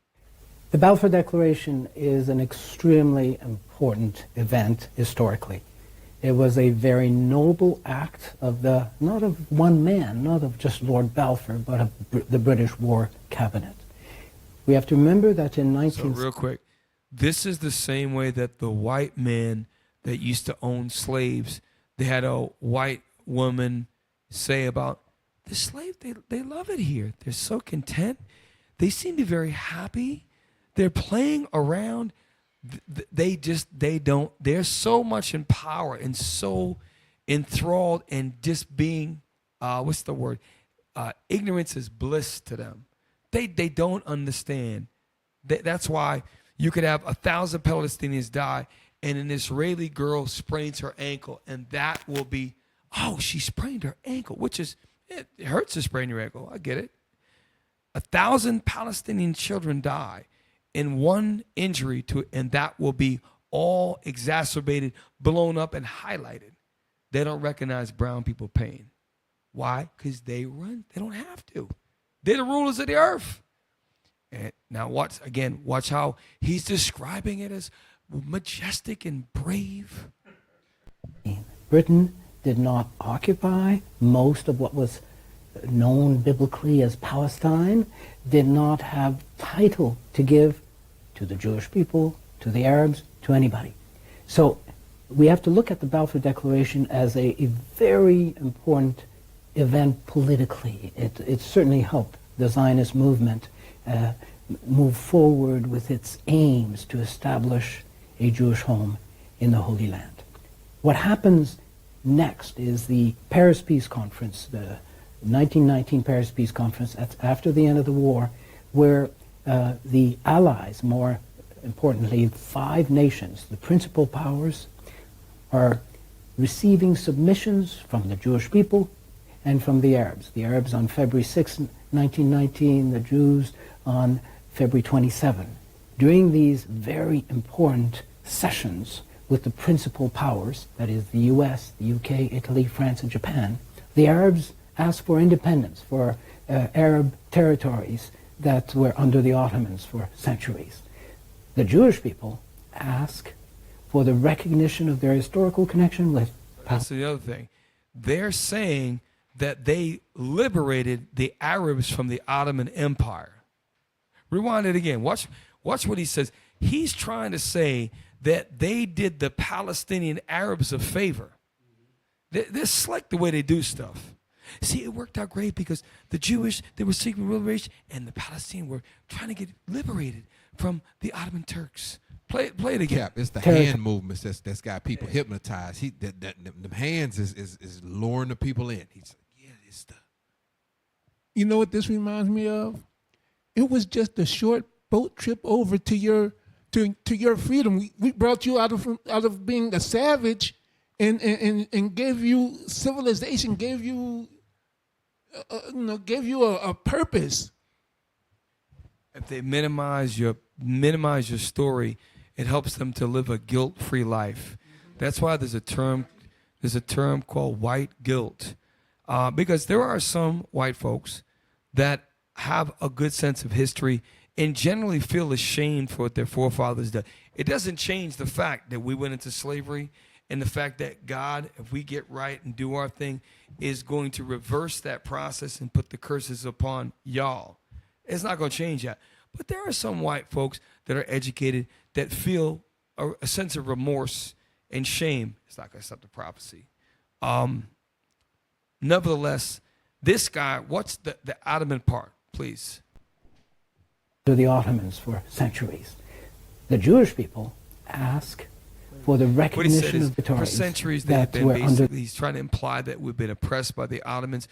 But the Ottomans were also people of color, and they were nothing like the British bastards of these imperialist Caucasian genocidal maniacs. So that's why they do the same thing 104 years later. What they're doing right now to the same Arabs are doing it all over again. Now, let's show you the Palestinian. We're almost done, y'all. The Palestinian perspective is all it is music and visuals. Let's look at how Arabs perceive the Balfour Day. I'm going to tell you right now, this is anger. So if that's supposed to be, I think Theodore Herzl or the Balfour himself. So let's see if the Arabs agree with that historian. It was good. Let's see if they agree.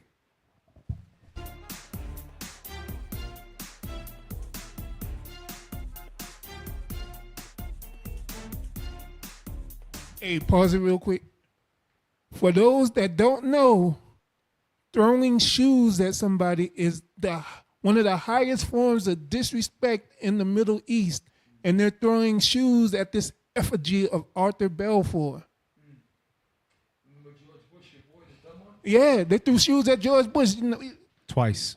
Yeah, he was kind of quick with it, though. You got to be mad as hell to take your shoe off and throw it at somebody? Yeah, you understand that, especially over there, to take your shoes off and throw it at somebody. So look at these in the background. Look at those trigger happy. I believe that may be the IDF. So they're Palestinian Arabs, and they're publicly protesting their outrage at the Balfour Declaration and the 100 and some odd years of oppression, okay, that culminated and manifested in 1948, okay, with the establishment, if you will, of the land of Israel to now the Jewish homeland, so-called. Play on.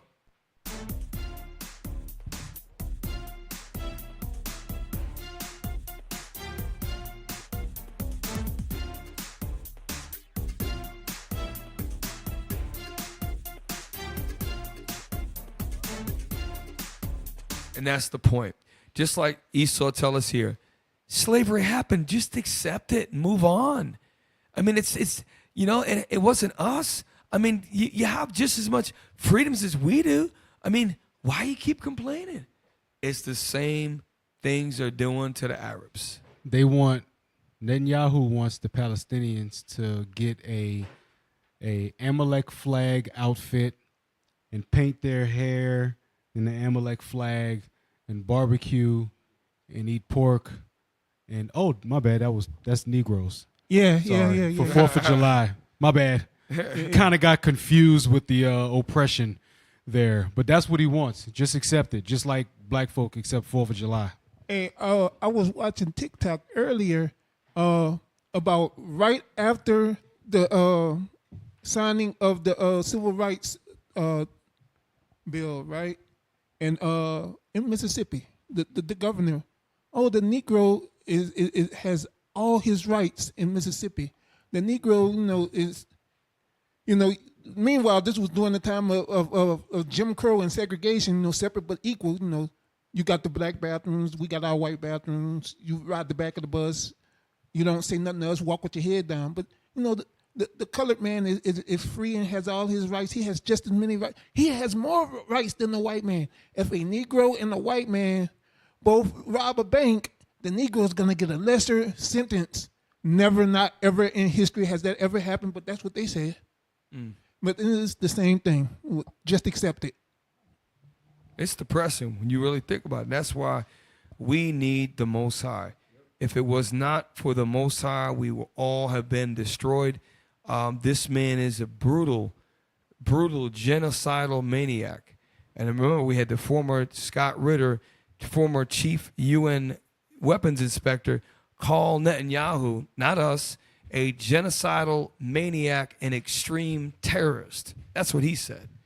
And the proof was, look what's going on in Beirut this week. It's happening this week. Hundreds of people are being killed and dozens of women and children in suburbs of Beirut, the capital and largest city in all of Lebanon. Look what's going on. So now, Cap Matt, you had a couple of good shorts at the end I saw. In particular, the one about Iran calls for Muslim countries to sever all ties. That seemed like a good, I'm not sure if it was a read, RT News. That's some good stuff right there. Oh, yeah. Hey, that's some good stuff right there. How much time we got? 10 minutes? Okay, I only need 5 for live back attack. Can we? One of them was real. I think it's an article. Yeah, this is important because Iran is doing something. For them to call, who are they calling to? They're calling to the prophecy in Second Esdras. They're calling the Arabs and Iran, which is the Carmanians. Remember, they were going to raging in wrath together. Yep. Okay. Let's read that. Iran calls for Muslim countries to sever ties with Israel. That's why we've been saying that, I don't know exactly who, but it's my opinion that Iran is that ambassador. Iran backs the Houthis, Iran backs Hamas, Iran backs Hezbollah, Iran backs all of them. Ishmael, period, they are backed by Iran. Read that. Muslim countries around the world should cut economic relations with Israel to show support for the Palestinian people. Iranian Supreme Leader Ayatollah Ali Khamenei has said. So, first place to hit them is their pockets. Stop doing business with them. Now, if Ishmael is smart enough to understand that, why can't we? Read. Khamenei was speaking at the Islamic Unity Conference. The what? The Islamic Unity Conference. One more time. The Islamic Unity Conference. So that means that Ishmael is talking about unifying. Go ahead. In Tehran on Saturday, he accused Israel of committing crimes in its nearly year-long military campaign against Hamas in Gaza. More than 41,000 Palestinians have been killed in the conflict to date. 41,000, most of which are women and children. And yet, like Cap said, somebody got hit with a rock on the Israel side, and now all of a sudden there was women that was raped and beheaded. Remember, Netanyahu called these Arabs in Palestine, he called them Amalek. Yep. The Bible says Amalek is to be wiped out completely. Yep. So that means he wants to wipe out all of the Palestinians, which again is genocide. It's genocide. Read on. According to the latest figures for the enclave's health ministry, Israel is open about the crimes it commits in its military operation in Gaza, Khamenei claimed. Today, the Zionist regime commits crimes shamelessly and without hiding it. In Gaza, the West Bank, Lebanon, and Syria, an ex-account translating and sharing Khamenei's statement quoted the Iranian leader as saying. So wait a minute. Hold on, what you got to me for?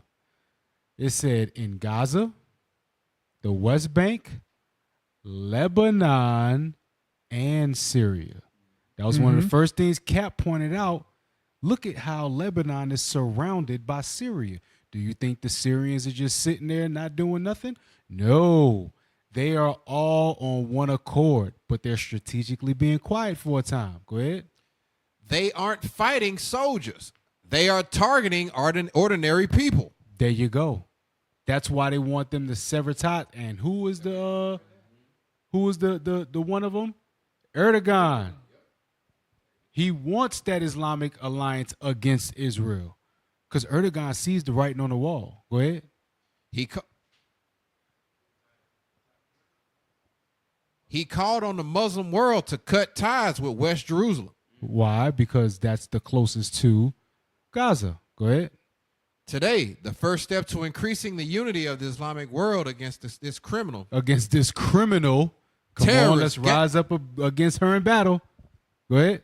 Terrorist gang that has usurped the land of Palestine is for Islamic countries to completely cut off economic ties with it.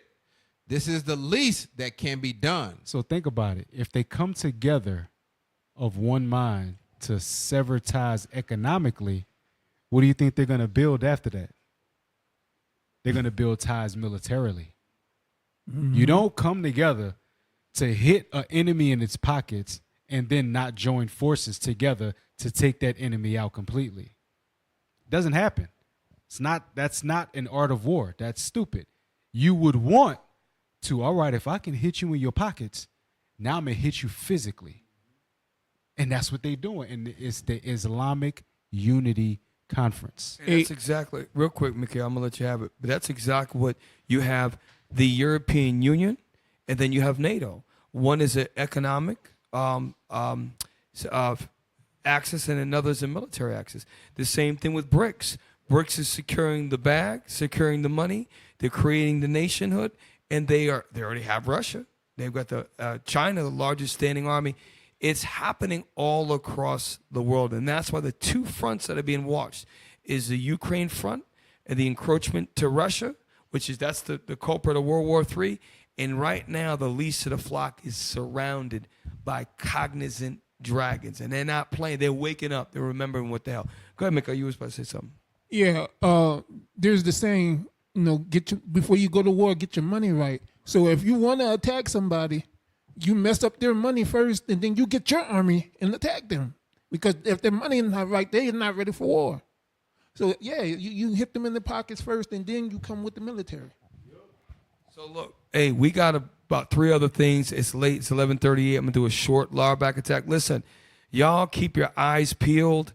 It is happening as we speak. They're surrounded on 3 fronts. Watch RT News. Watch Al Jazeera English. Watch Sky News. Watch the non-Caucasian news networks. Get your news from different sources. Keep your eyes, watch, and pray. Like we always say, we pray that the Most High have mercy on us in the land of our captivity, and we pray for the downfall and destruction of our enemies. And the Lord is making that come to pass right now. So, y'all, thanks for tuning in. Subscribe, do all the bells and whistles and notifications. Share us, because it's late where y'all at. Share us in the morning, okay? We had somebody give a shout out to Preceptuponprecept. We didn't think you watched us. Thank you for watching. With that, we'll go to Lower Back Attack. You can tell by my gait that I'm all in. You can tell by my faith that I'm all in. Front line with the truth, I'ma fall in. Even if it's a dead end, going all in. You can tell by the things I'm involved in. I can lose it all for my calling. If I die for the truth, it's a win-win. And go to the end, going all in. Going all in. Yeah. You can tell by my gait that I'm all in. You can tell by my faith that I'm all in. Front line with the truth, I'ma fall in.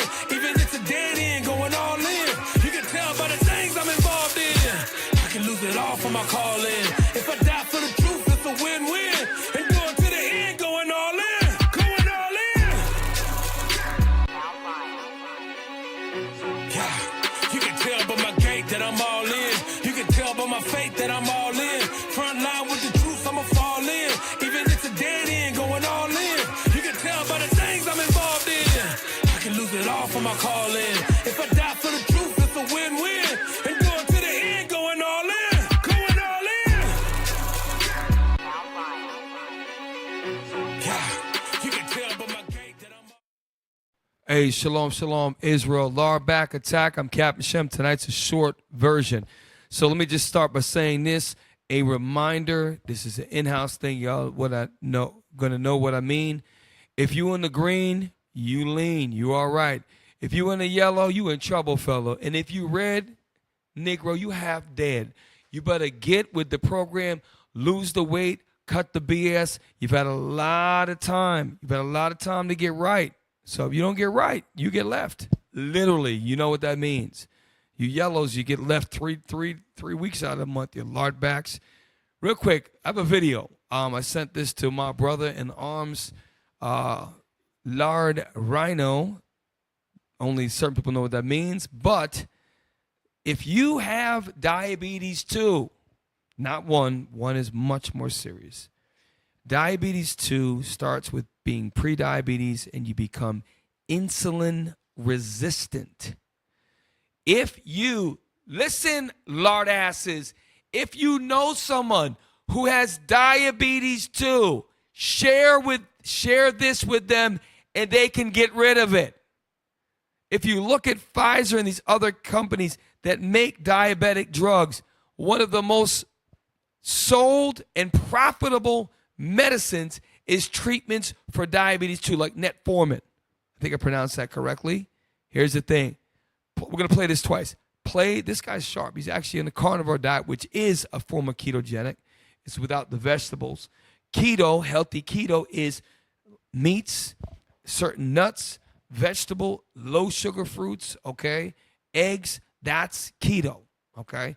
Listen to what he says about diabetes. He's referring to diabetes too. Play. The most important thing to understand is that it's your relationship with carbohydrates that causes harm. Once you understand that and you begin to eliminate carbohydrates from your diet, you cannot have type 2 diabetes. Cannot have type 2 diabetes if you do not eat carbohydrates. The diabetes gets better very, very quickly if you're early on in the progression of that disease. If you've been a type 2 diabetic for 30 years, it may be slower before you get better. But everybody with a true diagnosis of type 2 diabetes can put their disease into remission, no damage with normal A1Cs and normal blood sugar indices if they don't eat carbohydrates. And that's the principle of the ketogenic diet treatment for diabetes. Get rid of the sugar, eat fat so that you're burning fat as a fuel source, not sugar, and you're not converting protein to sugar. Now we're going to play it again. So what he's saying, right, is what I've been saying for a long time. I have brothers in this truth that I know and love dearly. They are my brothers who have diabetes too, and they don't listen. Okay? Now watch this. A asparagus in a bowl of spinach does have carbohydrates, but it is such a very small amount. Why? There's two readings. One is called the number of carbohydrates. Then there is a grams of fiber. If I have something with 15 carbohydrates and 13 grams of fiber, the net carb is only 2, meaning net is like I have a gross pay, the net that I take home. If you eat extremely low carbohydrates, and he's saying no carbohydrates, but that's a carnivore diet, you can eliminate it on a very, very low carb diet with vegetables and still eat certain things like raspberries, blueberries, and avocados and still beat diabetes too. Now listen to it again. This is a medical doctor. He's got the Israelite symbol that they stole like they steal everything else from the book of Numbers, okay? When he describes that when Moses says, just as Moses lifted up a serpent in the wilderness, that's where they got it from. And I think it's Numbers 21 or Numbers 22. 21. Play it again. The most important thing to understand is that it's your relationship with carbohydrates that causes harm. Once you understand that and you begin to eliminate carbohydrates from your diet, you cannot have type 2 diabetes. Cannot have type 2 diabetes if you do not eat carbohydrates. The diabetes gets better very, very quickly if you're early on in the progression of that disease. If you've been a type 2 diabetic for 30 years, it may be slower before you... So he's saying if you have the recent onset, meaning you just get diabetes too, very, very quickly in a matter of days or weeks, you can reverse it. And he said if you've been a diabetic for over 20 years, it may take, I believe in another video, he mentions 3 to 6 months. So if you have somebody you care about, share this with them. They do not have to have diabetes too anymore. You have to change your mindset. It starts in your mind. The crap that we eat is horrible. Okay? Play on.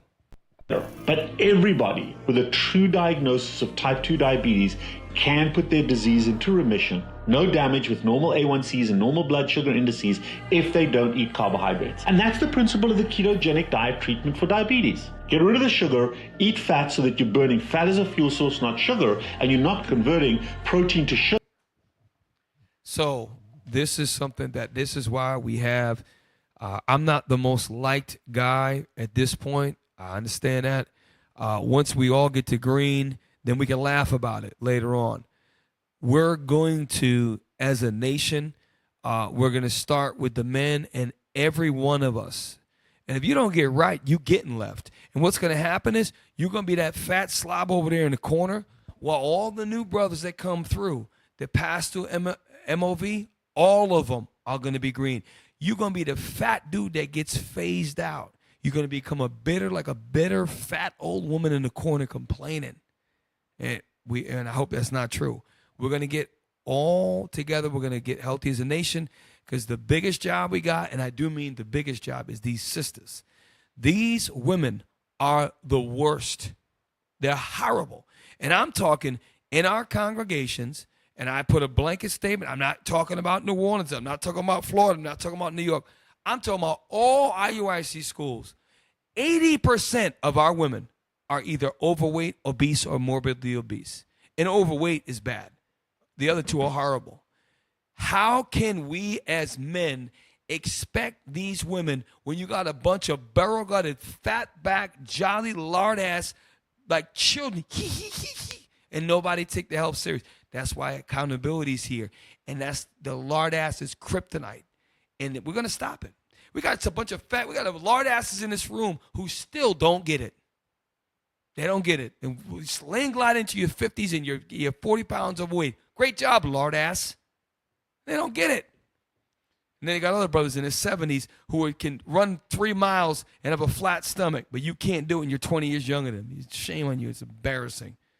Okay, I want one scripture, my favorite one. I want actually two. Give me Sirach 31, verse eat as it becometh the man, then jump to Sirach 38, verse 4. So, men change the world, and men change the world with this next scripture. Read that. The book of Sirach, chapter 31 and verse 16. We almost done.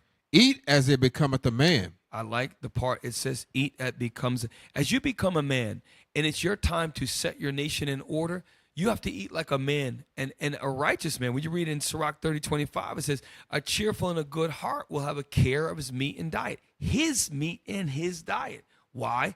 Read it again. Eat as it becometh a man. Read on. Those things which are set before thee. So again, there's 3 ways. One way is if you yourself make it for yourself, or if you have your wife cook for you, or if you go to a place of restaurant and they cook it for you. In every way, you order what you want, you tell your wife what you want, or you buy and you make what you want. There is no friggin' excuse. We just showed you a video that if you can cure diabetes too, let's think about it logically. If you can actually cure diabetes too, which is a serious onset disease of inflammation and insulin resistance, you don't think you could cure other diseases? Yes, you can. Irritable bowel syndrome, all the GERD and all these other crap that you get, ulcers, you can heal yourself of a lot of that. Captain Matthew, when he was an officer of 50, taught a class on POS. It's still up on our web. You can heal yourself of fibroids and other things in women's feminine areas with a diet. So come on, y'all. Read on. And devour not, lest thou be hated. Least thou be hated. That's why you lard asses get joked on and clowned at. Why? Because when you look yourself in the mirror, you know you look disgusting. So what do you think we think about you? This guy don't give a damn about himself. He's walking around 5'9", 345 pounds of fat and blubber when he should weigh about $190. Yeah, great. Hey, great job. You look great. No, you look horrible. That's love. If I ever get, I better get blasted by everybody. When I look down and I get a little bit of a pound of fat, I feel like jumping off a damn bridge. I don't know how the lard asses get over. They run to a box of cookies. Look at Asa. He's falling asleep back there. We got a couple of, one the center guy's a lard ass. There's an old lard ass that tries to hide behind his screen. Asa's a yellow. He ain't going nowhere. Okay, now, last scripture, 38, verse 4. Yes, sir. Sirach chapter 38, verse 4. We're all tired. Come on. The Lord hath created medicines out of the earth. So if you want healing from your food, it comes from the earth. So eat cows that eat grass, not cows that eat grain and corn and friggin' soybean oil crap. Eat sheep, goat, okay? And if you eat fruit, let it be low sugar fruits that came from the ground. Eat things that come from the ground. Your cow has cheweth the cud, which is multiple stomachs, which is a cleansing process for his food, that's how you cleanse yourself. Eat grass-fed, I'm telling you. Read on. And he that is wise will not abhor them. And if you're wise, you're not going to abhor them. So the processed food is giving you diabetes too. The sugars is giving you diabetes too. Cut the friggin' carbohydrates. Now, if you're in shape and you're friggin' absolutely a top athlete and you want to have carbs like sweet potatoes, that's on you. You're already healthy. You're top notch. We're not talking to you. We're talking to the other 75% of the American population who we fall into that are friggin' disease-ridden. And coming up on 2025, I believe it was, this country will be at a 50% obesity level. Not overweight, obesity level. And that's an epidemic we have to fix. So with that, I'm Captain Shem. Thanks for tuning in to us for Law Back Attack. And with that, shalom. Yeah, you can tell by my gait that I'm all in. You can tell by my faith that I'm all in. Front line with the truth, I'ma fall in. Even if it's a dead end, going all in. You can tell by the things I'm involved in. I can lose it all for my calling. If I die for the truth, it's a win-win. Hey, look, scan the QR code. Let the broadcasting technology team know what they doing. It's only 5 questions. Scan the QR code, take the 5 questions, let them know that the mics, because they don't believe you when you're in the comment section, so put it in there.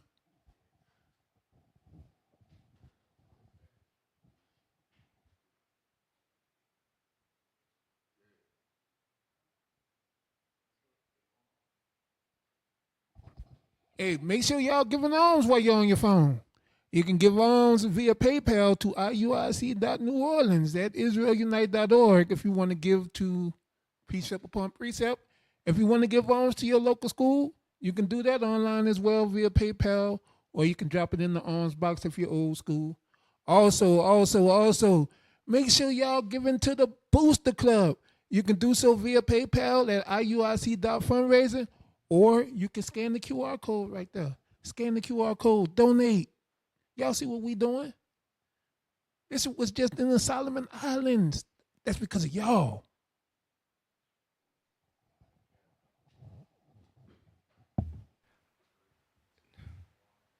Thank you for staying with us on the Late Show, Precept Upon Precept. Y'all continues to send ideas in. We appreciate. Shout out to all the brothers and sisters that do give us some information, topics. Also, Captain Matt, one more time, point to that PayPal. Mikhail just plugged it. Please, y'all, like Mikhail said, we're in the Solomon Islands. We're in Africa. We're all over the earth. As James 1:1 said, greeting to the 12 tribes that are scattered abroad. We're trying to get abroad. We got men in this room that are traveling throughout the world, okay, and about to make missions. So all praises, and we need your support. We need your dedication.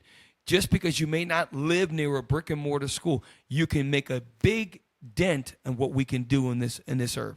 So keep being motivated. You show your faith, like James said, by your works. Okay. So with that, we're your host. I'm Captain Shem. Captain Matt. Officer Mikhail. Officer Micah. And with that, we say shalom. There's a special place that I like to go when nobody's home to increase my understanding. My daily bread, that amazing. I'm talking about precepts, precept on precept.